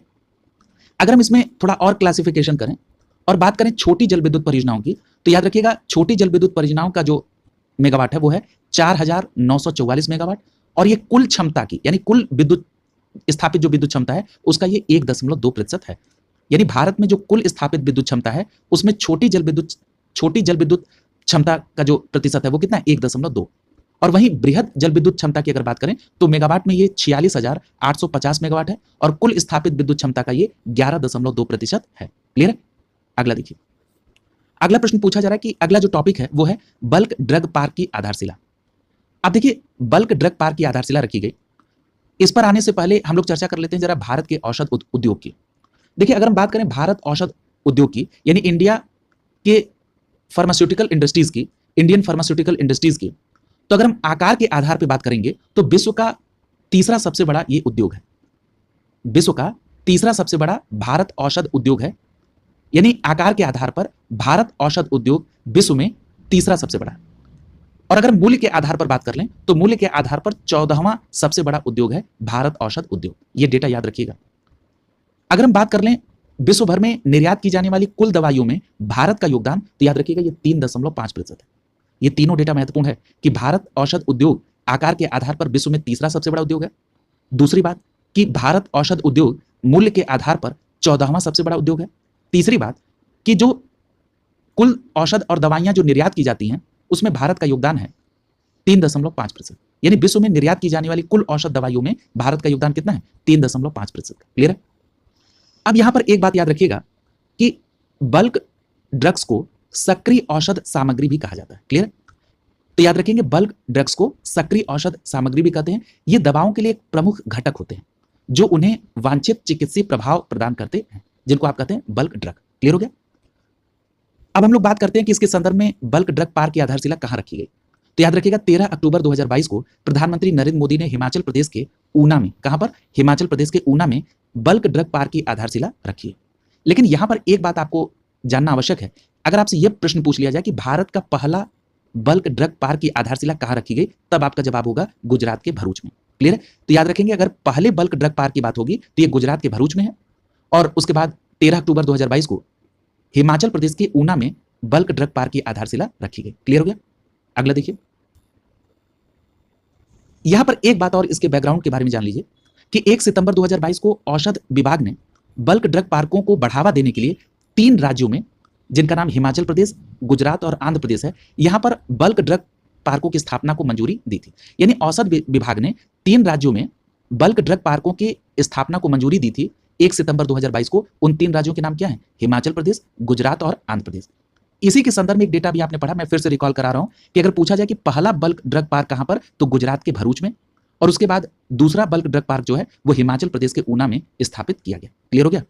अगला देखिए, अब यहां पर एक बात और याद रखिएगा, अगर आपसे यह प्रश्न पूछा जाए कि भाई बल्क ड्रग पार्क की आधारशिला रखने का या इसको लाने का उद्देश्य क्या है, तो याद रखिएगा इसका जो उद्देश्य है वो विश्व स्तरीय आम बुनियादी सेवाओं का निर्माण हो, ताकि बल्क ड्रग की विनिर्माण लागत को कम किया जा सके। क्लियर? यानी बल्क ड्रग विनिर्माण की लागत को कम करना इसका मूल उद्देश्य है। अगला जो टॉपिक है वो है मुंडेरा में पहला 24x7 सौर ऊर्जा संचालित गांव। यानी मुंडेरा जो है ये 24x7 सौर ऊर्जा संचालित पहला गांव। क्लियर? हम लोग इस बात पर चर्चा करने से पहले जरा मुंडेरा के बारे में जरा देख लें कि ये किस बारे में और प्रसिद्ध है। अगर मुंडेरा गांव की लोकेशन की बात करें, यानी ये कहां पर लोकेट है, तो ये जो मुंडेरा गांव है ये गुजरात के मेहसाणा जिले में स्थित है। याद रखिएगा, मुंडेरा गांव में एक बहुत प्रसिद्ध सूर्य मंदिर है, ठीक है, जिसको आप मुंडेरा का सूर्य मंदिर कहते हैं। क्लियर? और ये कहां पर? गुजरात के मेहसाणा में। याद रखिएगा, ये जो मुंडेरा का सूर्य मंदिर है, ये मंदिर रूपेण नदी की सहायक नदी पुष्पावती के तट पर है। क्लियर? तो मुंडेरा का सूर्य मंदिर किसके तट पर है? पुष्पावती नदी के। और पुष्पावती नदी किसकी सहायक नदी है? तो याद रखिएगा, रूपेण नदी की सहायक नदी है पुष्पावती। क्लियर हो गया? अब ये प्रश्न उठ जाएगा कि भाई ये जो मुंडेरा का सूर्य मंदिर है, इसका निर्माण किस शासनकाल के दौरान हुआ था? तो याद रखिएगा, मुंडेरा सूर्य मंदिर का जो निर्माण है वो 1026 से 1027 ईस्वी के दौरान चालुक्य वंश के राजा भीम प्रथम के शासनकाल के दौरान हुआ था। तो याद रखेंगे, मुंडेरा के सूर्य मंदिर का निर्माण 1026 से 1027 ईस्वी में चालुक्य वंश के राजा भीम प्रथम के शासनकाल में किया गया था। ये बातें आपने देख ली मुंडेरा की लोकेलिटी और उसके और उदाहरण के संदर्भ में। क्लियर है? अब हम लोग बात करेंगे कि जो मुंडेरा को पहला सौर ऊर्जा संचालित गांव 24x7 बनाया गया उसके संदर्भ में। तो याद रखिएगा, मुंडेरा जो है ये भारत का पहला 24 घंटे यानी 24x7 सौर ऊर्जा से संचालित ये गांव घोषित हुआ है। यहां पर एक बात और याद रखिएगा कि प्रधानमंत्री जब आए थे मेहसाणा गुजरात में, तो उन्होंने मुंडेरा स्थित सूर्य मंदिर में हेरिटेज लाइटिंग का भी उद्घाटन किया था। क्लियर है? मुंडेरा सूर्य मंदिर में उन्होंने हेरिटेज लाइटिंग का भी उद्घाटन किया था। तो अगर पूछा जाए कि किस मंदिर में हेरिटेज लाइटिंग का उद्घाटन किया गया 9 से 11 अक्टूबर 2022 के बीच, तो आपका जवाब क्या होगा? मुंडेरा के सूर्य मंदिर में। क्लियर है? अब यहां पर एक बात और याद रखिएगा कि यह भारत का पहला ऐसा विरासत स्थल है, यह मुंडेरा सूर्य मंदिर, जो पूर्णतः सौर ऊर्जा द्वारा संचालित है। अगर आपसे यह प्रश्न पूछ लिया जाए कि वो मंदिर कौन है जो भारत का पहला ऐसा विरासत स्थल है जो पूर्णतः सौर ऊर्जा संचालित है, तो आपका जवाब होगा मुंडेरा का सूर्य मंदिर। यहां पर एक बात और याद रखिएगा कि यहां जो गांव में जो सभी आवासीय और सरकारी इमारतें हैं उनकी छत पर यहां पर सौर पैनल लगा हुआ है। क्लियर है? इतनी बात आपको यहां पर परीक्षा के दृष्टिकोण से ध्यान में रखना है। एक बात और याद रखिएगा, ये जो मुंडेरा का सौरीकरण हुआ है, सौरीकरण का मतलब जो यहां पर सोलर इक्विपमेंट लगाए गए हैं वो किस परियोजना के तहत लगाए? बहुत अच्छा प्रश्न है। तो याद रखिएगा, मुंडेरा में ये जो सौर पैनल लगाए गए ये सूर्यग्राम परियोजना के तहत यानी सन विलेज परियोजना के तहत है। क्लियर है? और यहां पर एक बात और याद रखिएगा कि इस परियोजना के माध्यम से मुंडेरा जो है ये भारत का प्रथम शुद्ध नवीकरणीय ऊर्जा उत्पादक गांव बन गया है। क्लियर है? सूर्यग्राम यानी सन विलेज परियोजना के तहत जो मुंडेरा में सौरीकरण हुआ, इसके तहत मुंडेरा भारत का प्रथम शुद्ध नवीकरणीय ऊर्जा उत्पादक गांव बन गया है। यहां प्रश्न आपसे इस तरह भी पूछा जा सकता है कि ऐसा पहला गांव कौन है जहां पर सौर ऊर्जा संचालित अत्याधुनिक इलेक्ट्रिक वाहन चार्जिंग स्टेशन है? तो याद रखिएगा, तब भी आपको किस नाम को लेना होगा? मुंडेरा को। और याद रखिएगा, भारत की पहली ग्रिड संबद्ध MWH यानी मेगावाट स्तरीय बैटरी ऊर्जा संग्रहण प्रणाली जो है ये कहां पर स्थापित है? तो याद रखिएगा, मुंडेरा में। क्लियर है? ये बात भी आपको ध्यान में रखना होगा। अगला देखिए, अगला जो टॉपिक है वो है स्वच्छता ही सेवा 2022 और सुजलम 1.0 2.0 अवार्ड। अब देखिए स्वच्छता ही सेवा 2022 और सुजलम 1.0 और 2.0 अवार्ड के संदर्भ में तो हम लोग सबसे पहले बात कर लेंगे किसकी? सबसे पहले हम लोग बात करेंगे स्वच्छता ही सेवा की। क्लियर है? तो देखिए ये जो स्वच्छता ही सेवा है, ये अभियान है और ये स्वच्छता ही सेवा अभियान किस लिए है? तो देश में स्वच्छता का स्तर बनाए रखने के लिए, जनता के द्वारा श्रम दान देने के लिए ये एक पाक्षिक अभियान है। क्लियर? यानी स्वच्छता के स्तर को बनाए रखने के लिए जनता के द्वारा जो श्रम दान देने का जो अभियान था, उसी को कहा गया स्वच्छता ही सेवा अभियान। क्लियर है? अब देखिए प्रतिवर्ष इसके लिए एक ड्यूरेशन भी बना हुआ है। प्रतिवर्ष 15 सितंबर से 2 अक्टूबर के बीच ये स्वच्छता ही सेवा अभियान का आयोजन किया जाता है। कब से कब तक? ये बहुत इंपॉर्टेंट है, याद रखिएगा। 15 सितंबर से 2 अक्टूबर के बीच प्रतिवर्ष स्वच्छता ही सेवा अभियान चलता है, जिसमें जो भारत की जनता है वो श्रम दान देकर स्वच्छता स्तर को बनाए रखने में पार्टिसिपेशन करती है। क्लियर हो गया? अब हम लोग स्वच्छता ही सेवा को देख चुके हैं, अब हम लोग समझेंगे कि सुजलम अभियान क्या है। तो देखिए ये जो सुजलम अभियान है, ये एक 100 दिवसीय अभियान जो कि केंद्रीय जल शक्ति मंत्रालय के द्वारा 25 अगस्त 2021 को आरंभ किया गया था ये अभियान। तो याद रखेंगे, सबसे पहली बात याद रखिएगा कि सुजलम अभियान को कब आरंभ किया गया था? 25 अगस्त 2021 को। कब? 25 अगस्त 2021 को। और 25 अगस्त 2021 को सुजलम अभियान को किस मंत्रालय के द्वारा प्रारंभ किया गया? तो आपका जवाब होगा केंद्रीय जल शक्ति मंत्रालय के द्वारा। अगर हम मोटे तौर पर बात करें कि ये सुजलम अभियान का उद्देश्य क्या था, तो याद रखिएगा सुजलम अभियान का जो उद्देश्य था 1 मिलियन सोख्ता गड्ढों के निर्माण और अन्य धूसर जल प्रबंधन के द्वारा ग्रामीण स्तर पर अधिक से अधिक ओडीएफ प्लस गांवों का सृजन करना। ये मेन उद्देश्य था किसका? सुजलम अभियान का। बिल्कुल आपको आसान किया जा रहा है, कहीं आपको भटकना नहीं है, कहीं आपको परेशान नहीं होना है। सीधी लाइन में अगर आपसे कोई प्रश्न पूछे कि भाई सुजलम अभियान क्या है, तो उसको 3 फैक्ट तुरंत दे दीजिए। कहिए कि ऐसा भैया कि सुजलम अभियान जो है ये 25 अगस्त 2021 को प्रारंभ हुआ और सुजलम अभियान केंद्रीय जल शक्ति मंत्रालय का अभियान है और इसका उद्देश्य 1 मिलियन सोख्ता गड्ढे और अन्य धूसर जल प्रबंधन के माध्यम से ग्रामीण स्तर पर अधिक से अधिक ओडीएफ प्लस गांवों का सृजन करना, यही सुजलम अभियान का उद्देश्य है। क्लियर हो गया? अब भाई यहां पर सुजलम 1.0 और सुजलम 2.0 की भी चर्चा हुई है। याद रखिएगा ये इसके 2 बार अलग अलग लॉन्च किए गए अभियान है। क्लियर है? 1.0 और 2.0। जो सुजलम 2.0 है ये सामुदायिक और संस्थागत स्तर पर धूसर जल प्रबंधन परिसंपत्तियों के निर्माण पर केंद्रित था। अगर इसमें केंद्र बिंदु में बात करें तो जो सुजलम 2.0 अभियान था ये सामुदायिक एवं संस्थागत स्तर पर धूसर जल प्रबंधन परिसंपत्तियों के निर्माण पर केंद्रित था। क्लियर? अब हम लोग बात करते हैं कि इसको लेकर पुरस्कार की बात। तो 2 अक्टूबर 2022 को स्वच्छ भारत दिवस के अवसर पर सुजलम 1.0 और 2.0 के तहत सर्वश्रेष्ठ प्रदर्शन करने वाले राज्य और केंद्र शासित प्रदेशों को पुरस्कार दिया गया। क्लियर? अब आइए देख लेते हैं कि वो पुरस्कार किन राज्यों को मिला है। तो देखिए स्वच्छता ही सेवा में अगर हम लोग बात कर लें, देखिए यहां पर आपने 2 बातें देखी थी ना, 2 अभियान, एक था स्वच्छता ही सेवा और दूसरा देखा था सुजलम 1.0 और सुजलम 2.0। देखिए स्वच्छता ही सेवा जो है इसमें जो शीर्ष राज्य या केंद्र शासित प्रदेश हैं उसमें नंबर 1 पर है कौन? कर्नाटक। तो याद रखिएगा स्वच्छता ही सेवा 2022 में नंबर 1 पर कौन है? कर्नाटक है। स्वच्छता ही सेवा के मामले में दूसरे नंबर पे बिहार है और तीसरे पे लक्षद्वीप है। तो यहाँ पर जिनको बिहार पीसीएस देना वो बात ध्यान में रखेंगे कि स्वच्छता ही सेवा 2022 में बिहार का शीर्ष राज्यों में दूसरा स्थान है। क्लियर? और स्वच्छता ही सेवा का कौन सा कार्यक्रम है? इसमें जनता द्वारा श्रमदान देकर इस अभियान को चलाया जाता है और ये प्रतिवर्ष 15 सितंबर से 2 अक्टूबर के बीच आयोजित किया जाता है। और जब इसकी रैंकिंग हुई तो स्वच्छता ही सेवा 2022 में पहले स्थान पर कर्नाटक, दूसरे स्थान पर बिहार और तीसरे स्थान पर लक्षद्वीप आया। अगर हम बात कर लें सुजलम अभियान की तो सुजलम 1.0 में जो पहले स्थान पर था वो मध्य प्रदेश। क्लियर है? और सुजलम 2.0 में जो पहले स्थान पर है वो है कर्नाटक। इतनी बात आपको केवल यहां पर ध्यान में रखनी है। अगला देखिए, अगला जो टॉपिक है वो है स्वच्छ सर्वेक्षण ग्रामीण 2022।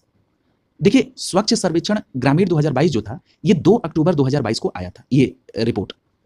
जिनको अक्टूबर 2022 के बाद परीक्षाओं में सम्मिलित होना है और वो ये करंट मैगजीन को कवर कर रहे हैं, वो इस डेटा को, इस टॉपिक को, पर्टिकुलर इस टॉपिक को हल्के में भी ले सकते हैं, कोई दिक्कत नहीं, क्योंकि 2 अक्टूबर 2023 को इसके संदर्भ में एक नया डेटा भी आएगा। लेकिन इसके जो महत्वपूर्ण पॉइंट हैं या जो इसके स्टार्टिंग के जो पॉइंट है कि अभियान कब शुरू हुआ, इस तरह के जो तथ्य हैं उनको आप जरूर ध्यान में रखिएगा। क्लियर? तो देखिए पेयजल एवं स्वच्छता विभाग के द्वारा 2018 से स्वच्छ सर्वेक्षण ग्रामीण का संचालन किया जा रहा है। तो स्वच्छ सर्वेक्षण ग्रामीण का संचालन कब से? 2018 से। किसके द्वारा? तो पेयजल एवं स्वच्छता विभाग के द्वारा। क्लियर हो गया? यहां पर याद रखिएगा कि इसमें 2022 में 17,559 गांवों को इसमें आच्छादित किया गया। और ये जो इस बार स्वच्छ सर्वेक्षण ग्रामीण 2022 है, इसमें राज्यों और जिलों के परामर्श पर इसका जो संचालन है वो दिया गया था इप्सोस रिसर्च प्राइवेट लिमिटेड को। किसको? इप्सोस रिसर्च प्राइवेट लिमिटेड को। ये नाम भी आप ध्यान में रखिएगा। देखिए मैंने बताया कि 2 अक्टूबर 2022 को इसको जारी किया गया था और ये सर्वेक्षण पेयजल एवं स्वच्छता विभाग द्वारा पूर्ण किया गया इसे। इसमें जो रैंकिंग प्रदान की गई, मैंने अभी आपसे ऊपर बताया था कि इस एसएसजी 2022 में जो टोटल गांव सम्मिलित हुए थे, कवर किए गए थे, वो थे 17,559 और ये 33 राज्यों और केंद्र शासित प्रदेशों में का ये डेटा है। याद रखिएगा, स्वच्छ सर्वेक्षण ग्रामीण 2022 अर्थात एसएसजी 2022 में 3 केंद्र शासित प्रदेश नहीं है। इसमें चंडीगढ़, दिल्ली और लक्षद्वीप, चंडीगढ़, दिल्ली और लक्षद्वीप इसमें शामिल नहीं है। आइए जरा इसमें देखते हैं कि किसको ये मिला है। यहां पर अगर हम मोटे तौर पर सबसे पहले बात कर लें उत्तर प्रदेश की, तो उत्तर प्रदेश का जो रैंक है वो कितना है? तो जो उत्तर प्रदेश की समग्र रैंकिंग है स्वच्छ सर्वेक्षण ग्रामीण 2022 में, वो कितनी है? 18वीं। क्लियर है? तो स्वच्छ सर्वेक्षण ग्रामीण 2022 में उत्तर प्रदेश की समग्र रैंकिंग कितनी है? 18वीं। और स्कोर कितना है? 694.74। अगर वहीं हम बिहार की बात कर लें तो स्वच्छ सर्वेक्षण ग्रामीण 2022 में बिहार की रैंकिंग है 32वीं। क्लियर है? और याद रखिएगा, अगर बड़े राज्यों में आपसे पूछ लिया जाए, यानी 30 लाख से अधिक जनसंख्या वाले, तो उन राज्यों में स्वच्छ सर्वेक्षण ग्रामीण में जो पहले स्थान पर है वो कौन है? तेलंगाना। और दूसरे स्थान पर हरियाणा है। क्लियर है? अगर हम बात करें शीर्ष 3 छोटे राज्य और संघ शासित राज्यों की, जहां पर 30 लाख से कम जनसंख्या है, तो याद रखिएगा स्वच्छ सर्वेक्षण ग्रामीण 2022 में छोटे राज्यों और संघ राज्य क्षेत्र में अंडमान और निकोबार पहले स्थान पर है, दादर नागर हवेली, दमन और दीव दूसरे स्थान पर, और सिक्किम इसमें तीसरे स्थान पर है। क्लियर है? ये बात आप ध्यान में रखेंगे। अगला जो चार्ट है वो है जिलों के संदर्भ में। याद रखिएगा, ये जो स्वच्छ सर्वेक्षण ग्रामीण है, अगर इसमें पूछा जाए कि कौन सा जिला नंबर 1 पर था, तब आपका जवाब होगा हरियाणा का भिवानी जिला जो था, इसका सर्वाधिक स्कोर था। दूसरे स्थान पर जगतियाल, ये तेलंगाना राज्य का जिला है, और तीसरे स्थान पर तेलंगाना राज्य का ही निजामाबाद था। क्लियर है? तो ये जिले के संदर्भ में यहां पर डेटा है। क्लियर हो गया? भिवानी हरियाणा का नंबर 1 पर है। अगला देखिए, यहां पर एक बात और याद रखिएगा कि जो मोबाइल ऐप और वेब पोर्टल के माध्यम से सर्वाधिक भागीदारी की बात है, तो उसमें उत्तर प्रदेश जो है इसकी सर्वाधिक भागीदारी थी। तो याद रखिएगा, मोबाइल ऐप और वेब पोर्टल के माध्यम से सर्वाधिक भागीदारी जो थी वो किसकी? उत्तर प्रदेश की। अगर ये बात कर लें कि भाई उत्तर प्रदेश का कौन सा जिला मोबाइल ऐप और वेब पोर्टल के माध्यम से सर्वाधिक भागीदारी कर रहा था, तब आपका जवाब होगा कानपुर देहात। क्लियर है? अगला देखिए, अगला है स्वच्छ सर्वेक्षण 2022। देखिए, ये जो स्वच्छ सर्वेक्षण 2022 है, ये रिपोर्ट 1 अक्टूबर 2022 को राष्ट्रपति द्रौपदी मुर्मू ने इसको जारी किया, और इसके साथ ही स्वच्छ भारत मिशन शहरी 2.0 के प्रथम वर्षगांठ को मनाया गया। याद रखिएगा, ये जो स्वच्छ सर्वेक्षण 2022 था, इसमें कुल 4,354 शहरों को सम्मिलित किया गया था। क्लियर है? कितने शहरों को? 4,354, जिसमें गंगा के किनारे 91 शहर इसमें शामिल थे। अब जरा इसका संस्करण देख लीजिए कि कौन सा था। तो याद रखिएगा, ये जो स्वच्छ सर्वेक्षण था जिसमें 4,354 शहरों को शामिल किया गया, ये स्वच्छ सर्वेक्षण का 7वां संस्करण था। कौन सा संस्करण था? 7वां। अब यहां पर अगर हम बात करें इसकी रिपोर्ट की, यानी स्वच्छ सर्वेक्षण 2022 की, तो इसमें राष्ट्रीय स्तर पर समग्र रूप में 1 लाख से अधिक जनसंख्या वाले अगर श्रेणी में हम लोग देखें, तो लगातार 6ठी बार इंदौर भारत का सबसे स्वच्छ शहर घोषित हुआ। क्लियर है? तो याद रखिएगा, सबसे स्वच्छ शहर कौन घोषित हुआ? इंदौर, और लगातार 6वीं बार। ये याद रखिएगा। सबसे प्रमुख बात आपको क्या याद रखनी है कि स्वच्छ सर्वेक्षण 2022 में जो 1 लाख से अधिक जनसंख्या वाले श्रेणी में अगर बात करें, तो इसमें लगातार 6ठी बार इंदौर सबसे स्वच्छ शहर घोषित किया गया। क्लियर? इंदौर के बाद अगर हम 2 और शहर को देख लें, तो दूसरे नंबर पर सूरत है और तीसरे नंबर पर मुंबई है। क्लियर? तो याद रखिएगा, 1 लाख से अधिक श्रेणी में पहले नंबर पर इंदौर, और इंदौर लगातार 6वीं बार पहले स्थान पर था। और स्वच्छ सर्वेक्षण 2022 में 1 लाख से अधिक जनसंख्या वाली कैटेगरी में दूसरे स्थान पर सूरत और तीसरे स्थान पर मुंबई था। क्लियर है? इतनी बात केवल ध्यान में रखनी है। उसके बाद जो आपको दूसरी बात ध्यान में रखनी है कि अगर हम बात करें 1 लाख से 10 लाख जनसंख्या कैटेगरी में, तो बात याद रखिएगा, तिरुपति शहर जो है, जो कि आंध्र प्रदेश का है, ये 1 लाख से 10 लाख जनसंख्या की कैटेगरी में पहले स्थान पर था। क्लियर? यहां पर एक बात और याद रखिएगा कि 1 लाख से 10 लाख की जनसंख्या वाली कैटेगरी में नोएडा 5वें स्थान पर था। क्योंकि ये उत्तर प्रदेश से संबंधित है, तो इसलिए आप इसको कवर कर लीजिए। नोएडा जो है 1 लाख से 10 लाख की जनसंख्या की कैटेगरी में 5वें स्थान पर था। और याद रखिएगा, इसी श्रेणी में 1 लाख से 10 लाख वाली श्रेणी में ईटानगर, जो कि अरुणाचल प्रदेश में है, ये अंतिम स्थान पर था। क्लियर? अगला देखिए, अगर हम 100 शहरी निकायों से कम वाले राज्यों को अगर बात करें, तो 100 से कम शहरी निकाय वाले में त्रिपुरा नंबर 1 पर था, और 100 से अधिक शहरी निकाय वालों में मध्य प्रदेश नंबर 1 पर था। इतनी बात केवल आपको ध्यान में रखनी है। अगला देखिए, यहां पर एक बात और याद रखिएगा कि 100 शहरी स्थानीय निकायों से अधिक की श्रेणी में उत्तर प्रदेश का 10वां स्थान है और बिहार का 11वां। और मैंने पहले स्थान पर किसको बताया? तो मैंने आपसे कहा था कि 100 शहरी स्थानीय निकायों से कम वाले कैटेगरी में पहले स्थान पर त्रिपुरा है और 100 शहरी स्थानीय निकायों से अधिक वाली कैटेगरी में पहले स्थान पर मध्य प्रदेश था। तो जो 100 शहरी से अधिक निकायों की कैटेगरी जिसमें मध्य प्रदेश नंबर 1 पर है, उसी में उत्तर प्रदेश का 10वां स्थान है और बिहार का 11वां। ये बात आप ध्यान में रखिएगा। क्लियर है? अगला देखिए इसमें प्रेरक दौड़ सम्मान के तहत कुछ ऐसे भी शहर हैं जिनको प्लेटिनम श्रेणी में वर्गित किया है। प्लेटिनम श्रेणी को दिव्य श्रेणी भी कहते हैं। तो ये देख लीजिए कि प्रेरक दौड़ सम्मान के तहत 3 वो शहर कौन हैं जिनको प्लेटिनम श्रेणी में डाला गया। उसमें सूरत है, इंदौर है और नवी मुंबई है। क्लियर है? सूरत, इंदौर और नवी मुंबई को दिव्य यानी प्लेटिनम श्रेणी में रखा गया। क्लियर है? वहीं आपको अगला जो डेटा याद रखना है कि प्रेरक दौड़ सम्मान के तहत गोल्ड यानी जिसको आप अनुपम श्रेणी कहते हैं, इसमें उत्तर प्रदेश का गौतम बुद्ध नगर को इसमें शामिल किया गया। तो याद रखेंगे गौतम बुद्ध नगर किस श्रेणी में शामिल है? गोल्ड यानी अनुपम श्रेणी में। क्लियर हो गया? वहीं इसके अलावा जो सिल्वर यानी उज्जवल श्रेणी थी, उसमें उत्तर प्रदेश का मथुरा और अमरोहा ये शामिल था। क्लियर है? तो यहां पर आपने देखा था उत्तर प्रदेश के संदर्भ में अभी तक कि उत्तर प्रदेश का एक शहर है नोएडा, जो कि 1 लाख से 10 लाख वाली जनसंख्या कैटेगरी में 5वें स्थान पर था। फिर उत्तर प्रदेश के संदर्भ में आपने देखा था कि जो गौतम बुद्ध नगर है ये गोल्ड यानी अनुपम श्रेणी में शामिल है। वहीं सिल्वर यानी उज्जवल श्रेणी जो है उसमें उत्तर प्रदेश के 2 शहर हैं, मथुरा और अमरोहा। क्लियर? तो ये बातें आप उत्तर प्रदेश के संदर्भ में भी याद रखेंगे। एक डेटा और आपने पढ़ा था कि जो 100 शहरी स्थानीय निकायों से अधिक वाली श्रेणी है, उस कैटेगरी में उत्तर प्रदेश का 10वां स्थान था और बिहार का 11वां। क्लियर? अगला देखिए, यहां पर एक बात और याद रखिएगा इंदौर के संदर्भ में कि भारत के पहले 7 स्टार कचरा मुक्त शहर के रूप में ये इसकी स्थिति उभरी है। किसकी? इंदौर की। और इंदौर को तो आपने पढ़ा ही है कि भाई स्वच्छ सर्वेक्षण 2022 में लगातार 6ठी बार इंदौर जो है ये भारत का सबसे स्वच्छ शहर घोषित हुआ है और ये किस कैटेगरी में है? 1 लाख से अधिक जनसंख्या वाली कैटेगरी में। क्लियर है? अगला देखिए, हाँ, अगर हम 5 स्टार कचरा मुक्त वाले शहरों की बात कर लें तो 5 स्टार कचरा मुक्त शहरों में 6 शहर शामिल हैं, सूरत, भोपाल, मैसूरू, नवी मुंबई, विशाखापत्तनम और तिरुपति। क्लियर है? यानी 5 स्टार कचरा मुक्त शहरों में कितने शहर हैं? 6। अगला देखिए, अगर हम बात करें कि कचरा मुक्त शहरों में 3 स्टार शहरों में कौन कौन शामिल है, तो याद रखिएगा इसमें उत्तर प्रदेश का गाजियाबाद और लखनऊ। तो याद रखिएगा गाजियाबाद और लखनऊ जो है ये कचरा मुक्त शहरों में जो स्टार रैंकिंग दी गई उसमें ये 3 स्टार शहर हैं। गाजियाबाद और लखनऊ कैसे शहर हैं? 3 स्टार वाले। क्लियर? और एक बात और याद रखिएगा कि सफाई मित्र सुरक्षा चुनौती में जो सर्वश्रेष्ठ शहर का पुरस्कार है वो तिरुपति आंध्र प्रदेश को प्राप्त हुआ है। क्लियर? सफाई मित्र सुरक्षा चुनौती में सर्वश्रेष्ठ तिरुपति। अगला देखिए, अगला यहां चर्चा हो रही है शीर्ष 5 गंगा नगर की। देखिए अगर हम यहाँ पर गंगा नगर को देखें तो यहाँ पर 2 भागों में इसको बांटा गया। एक है 1 लाख से कम जनसंख्या वाले गंगा नगर और दूसरा है 1 लाख से अधिक जनसंख्या वाले गंगा नगर। देखिए अगर हम 1 लाख से कम जनसंख्या वालों की बात करें तो 1 लाख से कम जनसंख्या वाले गंगा नगर में बिजनौर नंबर 1 पर है, ये उत्तर प्रदेश में है। और 1 लाख से कम जनसंख्या वाले में दूसरे नंबर पे कन्नौज है और तीसरे नंबर पे गढ़मुक्तेश्वर है। ये तीनों की तीनों कहाँ पर है? उत्तर प्रदेश में। तो याद रखेंगे 1 लाख से कम जनसंख्या वाले में गंगा नगर में उत्तर प्रदेश का बिजनौर नंबर 1 पर, कन्नौज दूसरे पर और गढ़मुक्तेश्वर तीसरे पर है। वहीं चौथे नंबर पर कौन है? सुल्तानगंज, जो कि बिहार का है। क्लियर? ये बात हो रही है 1 लाख से कम जनसंख्या वाले गंगा नगर की। अगर हम बात करें 1 लाख से अधिक जनसंख्या वाले गंगा शहरों की या गंगा नगर की, तो 1 लाख से अधिक वाली कैटेगरी में नंबर 1 पर आपका हरिद्वार हो जाएगा। 1 लाख से अधिक जनसंख्या वाले गंगा नगरों की कैटेगरी में दूसरे स्थान पर वाराणसी। क्लियर? और तीसरे स्थान पर कौन है? ऋषिकेश है। और चौथे स्थान पर याद रखिएगा उत्तर प्रदेश का प्रयागराज है।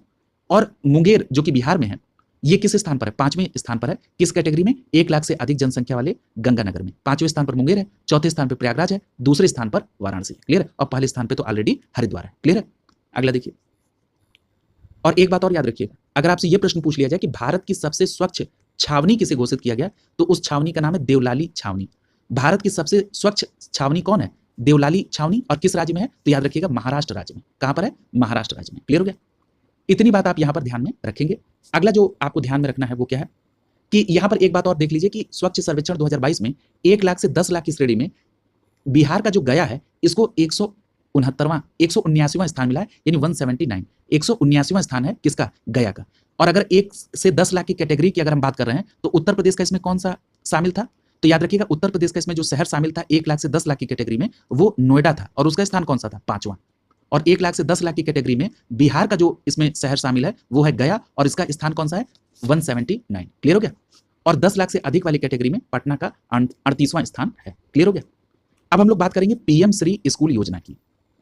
देखिए ये जो पीएम श्री स्कूल योजना है, सबसे पहली बात तो ये समझना है कि इसको मंजूरी कब मिली थी। तो याद रखिएगा 7 सितंबर 2022 को, कब? 7 सितंबर 2022 को जब प्रधानमंत्री नरेंद्र मोदी की अध्यक्षता वाली केंद्रीय मंत्रिमंडल ने एक नई योजना को स्वीकृति दी, जिस योजना का नाम है पीएम श्री स्कूल। क्लियर? क्या नाम है? पीएम श्री स्कूल्स, यानी PM schools for rising India, इसको मंजूरी दी थी। कब? 7 सितंबर 2022 को। अगर हम बात कर लें कि पीएम श्री स्कूल योजना का कार्यान्वयन का जो ड्यूरेशन है वो क्या है, तो याद रखिएगा पीएम श्री स्कूल योजना का जो इंप्लीमेंटेशन का जो ड्यूरेशन है वो 5 वर्ष का है। और कब से कब तक चलेगा? तो 2022-23 से लेकर 2026-27 तक। तो याद रखिएगा अवधि को लेकर प्रश्न बन रहे हैं। पीएम श्री स्कूल योजना का जो ड्यूरेशन है क्रियान्वयन का वो 5 वर्ष का है, 2022-23 से लेकर 2026-27 तक। क्लियर है? इतनी बात आप यहां पर इसकी प्रीवियस इंफॉर्मेशन याद रखेंगे।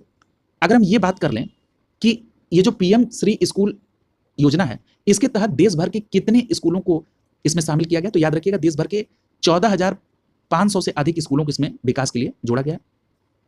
याद रखिएगा इसके तहत केंद्र सरकार, राज्य सरकार, केंद्र शासित प्रदेश, स्थानीय निकायों द्वारा जो प्रबंधित जो मौजूदा स्कूल हैं उनको सुदृढ़ बनाया जाएगा। याद रखिएगा इसमें हर एक कैटेगरी के वो केंद्र सरकार से लेकर स्थानीय निकाय के स्कूलों को सुदृढ़ बनाने के लिए ये पीएम श्री स्कूल योजना है। क्योंकि कई बार यहां पर स्टेटमेंट में प्रश्न पूछकर कंफ्यूज करने का प्रयास होता है, तो ये बिल्कुल क्लियर कट याद रखिएगा कि केंद्र सरकार, राज्य सरकार, यूटी और जो लोकल बॉडीज द्वारा गवर्न स्कूल हैं उनको सुदृढ़ करने के लिए ये पीएम श्री स्कूल्स जो है योजना लाई गई।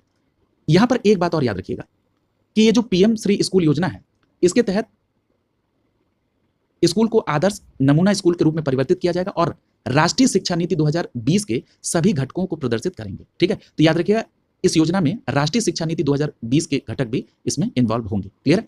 और याद रखिएगा पीएम श्री स्कूल को ग्रीन स्कूलों के रूप में भी परिवर्तित किया जाएगा। क्लियर है? इतनी बातें आप यहां पर इस टॉपिक में ध्यान में रखेंगे। अगला जो टॉपिक है उस पर हम लोग चल रहे हैं। अगला टॉपिक है मिशन स्कूल्स ऑफ एक्सीलेंस। देखिए जो भी पुरानी योजना है जो उसमें महत्वपूर्ण तथ्य हैं केवल बस उन्हीं को लिया जाएगा। पीएम स्कूल्स ऑफ एक्सीलेंस जो ये योजना है इसको देख लीजिएगा। 19 अक्टूबर 2022 को, कब? 19 अक्टूबर 2022 को प्रधानमंत्री नरेंद्र मोदी ने गुजरात के अडालज स्थित त्रिमंदिर में मिशन स्कूल्स ऑफ एक्सीलेंस का शुभारंभ किया। तो यहां पर आपको दो बातें याद रखनी है कि मिशन स्कूल्स ऑफ एक्सीलेंस का शुभारंभ कब किया गया, तो याद रखेंगे 19 अक्टूबर 2022 को प्रधानमंत्री नरेंद्र मोदी द्वारा। और दूसरी बात आपको याद रखनी है कि मिशन स्कूल ऑफ एक्सीलेंस जो है इसका शुभारंभ कहां से किया गया, तो याद रखिएगा गुजरात के अडालज स्थित त्रिमंदिर में मिशन स्कूल ऑफ एक्सीलेंस का शुभारंभ किया गया। और इसका उद्देश्य क्या है मिशन स्कूल ऑफ एक्सीलेंस का, तो याद रखिएगा इसका उद्देश्य है गुजरात में शिक्षा की बुनियादी ढांचे को सुदृढ़ करना। क्लियर है? मिशन स्कूल ऑफ एक्सीलेंस का उद्देश्य है गुजरात में शिक्षा के बुनियादी ढांचे को सुदृढ़ करना। अगर ये पूछा जाए कि इसमें कितने परिव्यय की परिकल्पना है, तो याद रखिएगा इस मिशन स्कूल्स ऑफ एक्सीलेंस में 10,000 करोड़ रुपए की परिव्यय की परिकल्पना है और इसमें जो फाइनेंस करेगा वो विश्व बैंक करेगा। क्लियर? अगला देखिए, अगली जो योजना है वो है नमस्ते योजना। इंपॉर्टेंट है। देखिए नमस्ते योजना क्या है, सबसे पहले ये समझिए, इसके बैकग्राउंड को जरा देखिए। हाथ से मैला उठाने वाले कर्मचारियों के नियोजन का प्रतिषेध और उनका पुनर्वास करने के लिए एक अधिनियम आया था 2013। ठीक है? और ये जो हाथ से मैला उठाने वाले कर्मियों के नियोजन का प्रतिषेध और उनका पुनर्वास अधिनियम 2013 है, ये जो प्रभावी हुआ ये 6 दिसंबर 2013 से प्रभावी हुआ। देखिए इस अधिनियम के माध्यम से अस्वच्छ शौचालयों के निर्माण, उनके रखरखाव या हाथ से मैला ढोने वाले या नालों या सेप्टिक टैंकों की जोखिमपूर्ण सफाई करने में किसी व्यक्ति के नियोजन का प्रतिषेध था, यानी रोका जा रहा था। कौन अधिनियम रोक रहा था? उस अधिनियम का नाम है हाथ से मैला उठाने वाले कर्मियों के नियोजन का प्रतिषेध और उनका पुनर्वास अधिनियम 2013। लेकिन इस अधिनियम के बनने के बावजूद आप ये स्वयं देख रहे होंगे कि कई जगहों पर व्यक्तियों के द्वारा ही बिना किसी इक्विपमेंट, प्रॉपर इक्विपमेंट के सेफ्टी टैंक, नालों आदि से मैला बाहर निकाला जा रहा था। इस चीज को निपटने के लिए आवासन और शहरी कार्य मंत्रालय के द्वारा एक टारगेट निर्धारित किया गया और कहा गया कि सभी भारतीय शहर मार्च 2024 तक स्वयं को सफाई मित्र सुरक्षित घोषित करें। देखिए सिर्फ सफाई मित्र सुरक्षित का मतलब क्या है? कहने का मतलब है कि जो वहां पर सफाई कार्य करने वाले व्यक्ति हैं उनके द्वारा ये जोखिमपूर्ण कार्य करने से उनको रोका जाए, उनका इन्वॉल्वेशन ना हो, उसमें तकनीक के माध्यम से, कहीं कहीं रोबोट के माध्यम से या जो अन्य आधुनिक उपकरण है उनका इस्तेमाल करके सफाई की जाए, न कि उसमें व्यक्ति का इन्वॉल्वेशन करके। तो इसीलिए कहा गया कि मार्च 2024 तक सभी भारतीय शहर स्वयं को सफाई मित्र सुरक्षित करें। क्लियर? ये टारगेट याद रखिएगा, मार्च 2024 तक। अब हम लोग बात करेंगे नमस्ते योजना की। इतनी बात तो हम लोगों ने समझ ली कि भाई किस अधिनियम के माध्यम से मैला उठाने वाले लोगों के नियोजन पर रोक थी और उनके पुनर्वास का जो कार्य था वो अधिनियम 2013 के तहत था, जिसे दिसंबर 2013 में लागू किया गया था। अब देखिए इसके लिए केंद्र सरकार ने एक योजना लॉन्च की, वो कब की? 17 अगस्त 2022 को। उस योजना का नाम है नमस्ते योजना। तो याद रखेंगे 17 अगस्त 2022 को केंद्र सरकार की नमस्ते योजना थी। अब नमस्ते का फुल फॉर्म क्या है? नमस्ते का फुल फॉर्म है मशीनीकृत स्वच्छता पारिस्थितिकी तंत्र के लिए राष्ट्रीय कार्रवाई। हिंदी में जो इसका फुल फॉर्म है वो है मशीनीकृत स्वच्छता पारिस्थितिकी तंत्र के लिए राष्ट्रीय कार्रवाई। इंग्लिश में इसका फुल फॉर्म है national action for mechanised sanitation ecosystem. National action for mechanised sanitation ecosystem, ये किसका फुल फॉर्म है? नमस्ते का। अगर आप इसका फुल फॉर्म जानते हैं तब भी आप इसको कोरिलेट कर ले जाएंगे। याद रखिएगा ये केंद्रीय क्षेत्र की योजना है। और जो सबसे महत्वपूर्ण प्रश्न यहां पर आपसे पूछा जाएगा कि जो नमस्ते योजना है ये किस मंत्रालय की पहल है? तो याद रखिएगा जो नमस्ते योजना है ये सामाजिक न्याय एवं अधिकारिता मंत्रालय और आवासन एवं शहरी कार्य मंत्रालय का एक संयुक्त पहल है। तो याद रखेंगे नमस्ते पहल जो है या नमस्ते योजना जो है ये सामाजिक न्याय एवं अधिकारिता मंत्रालय और आवास एवं शहरी कार्य मंत्रालय की एक संयुक्त पहल है। और एक बात याद रखिएगा ये जो नमस्ते योजना है इसके पहले चरण में 500 शहरों को शामिल किया जाएगा। कितने शहरों को? 500 शहरों को शामिल किया जाएगा। क्लियर? इसमें अमृत शहरों को कवर करते हुए नमस्ते योजना के तहत वर्तमान चरण में 500 शहरों को शामिल किया जाएगा। और एक बात और याद रखिएगा कि इस योजना में 360 करोड़ रुपए के परिव्यय के साथ ये 4 वर्षों की अवधि के लिए अनुमोदित किया गया। 4 वर्ष कब से कब तक? तो 2022-23 से लेकर 2025-26 तक। क्लियर हो गया?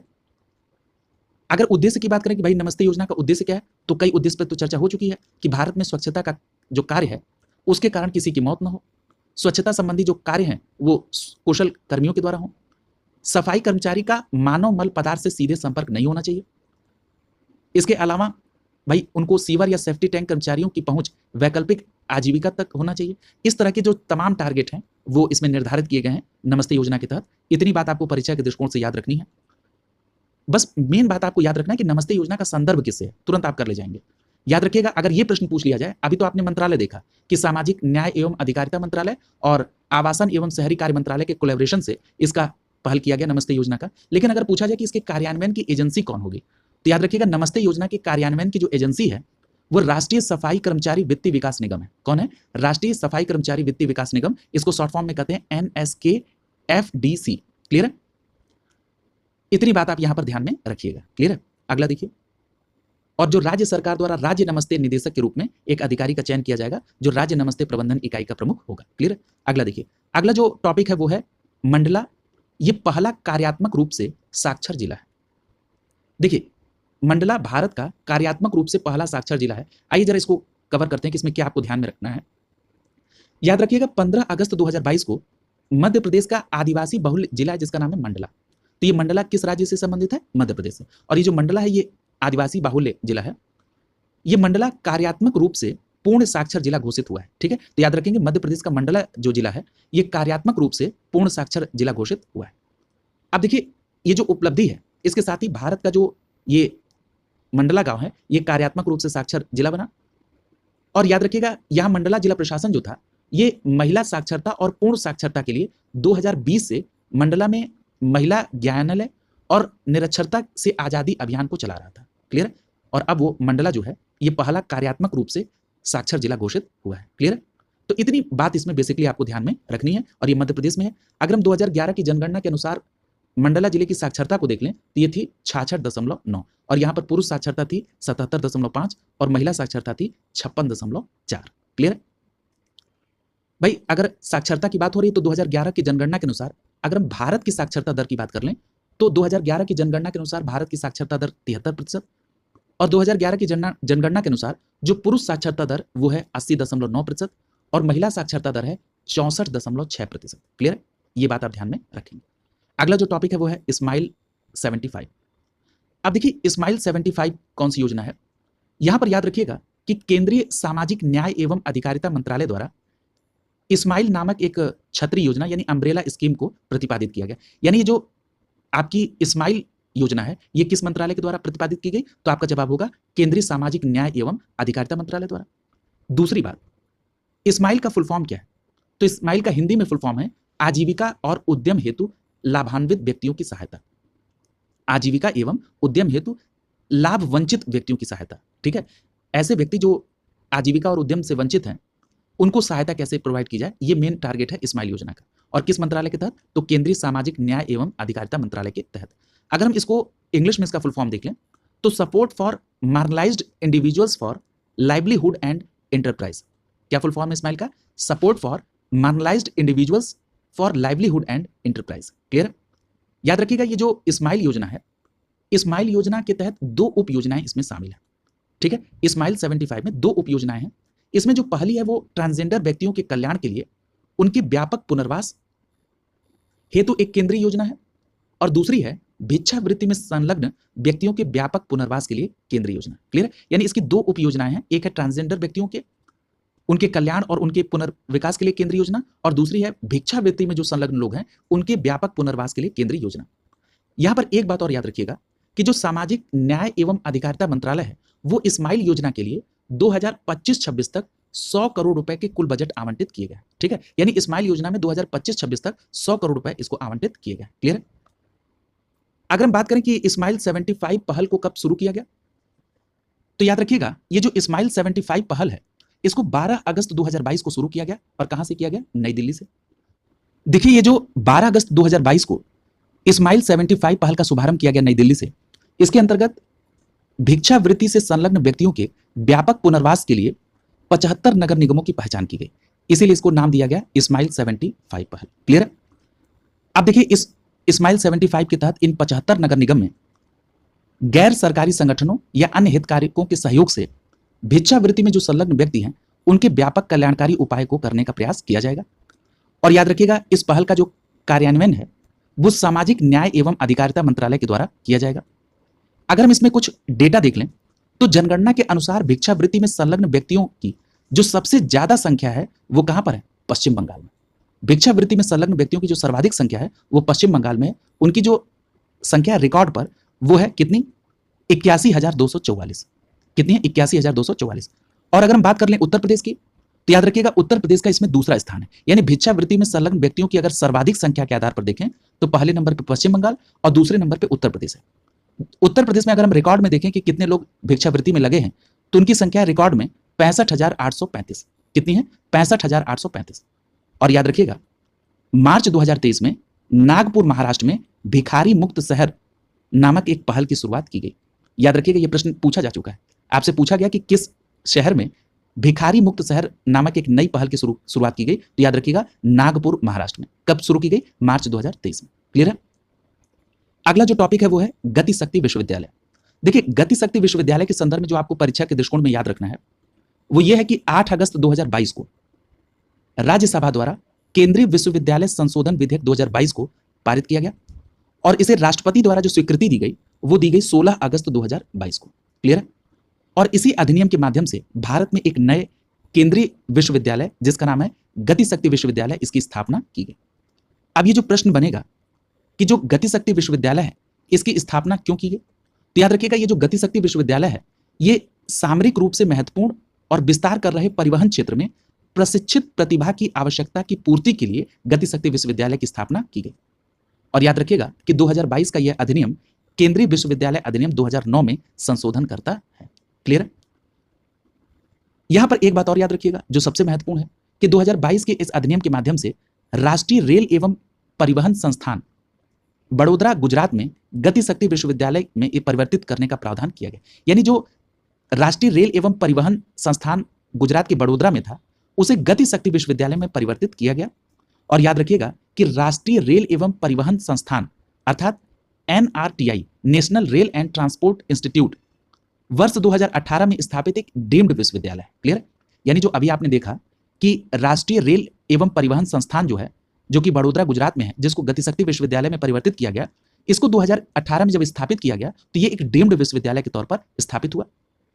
और दिसंबर 2022 में इसी NRTI के मतलब national rail and transportation institute, इसे केंद्रीय विश्वविद्यालय के रूप में परिवर्तित कर दिया गया दिसंबर 2022 में। क्लियर है? और इसका नाम रखा गया गति शक्ति विश्वविद्यालय। तो गति शक्ति विश्वविद्यालय कहां पर है? तो बड़ोदरा गुजरात में। क्लियर? याद रखिएगा इस विश्वविद्यालय का विस्तार क्षेत्र जो है वो संपूर्ण भारत में होगा। साथ ही यह विश्वविद्यालय भारत से बाहर भी अपने केंद्र को स्थापित कर पाएगा। यहां जो सबसे महत्वपूर्ण बात आपको ध्यान में रखनी है कि जो गति शक्ति विश्वविद्यालय है ये केंद्र सरकार द्वारा रेल मंत्रालय के माध्यम से प्रायोजित और निबंधित है। क्लियर है? याद रखिएगा ये परिवहन संबंधी शिक्षा, बहुविषयक अनुसंधान तथा प्रशिक्षण पर आधारित भारत का पहला विश्वविद्यालय है गति शक्ति विश्वविद्यालय। क्लियर? तो ये बात आप यहाँ पर ध्यान में रखेंगे। यहाँ पर ये जो टॉपिक है वो कंप्लीट हो गया, यानी जो आपका अंतर्राष्ट्रीय परिदृश्य से संबंधित जो भी टॉपिक थे वो यहाँ पर कंप्लीट हो गए। अगली क्लास में हम लोग अंतर्राष्ट्रीय परिदृश्य से संबंधित टॉपिक को कवर करेंगे। शुभकामनाओं के साथ आप सभी का बहुत बहुत धन्यवाद।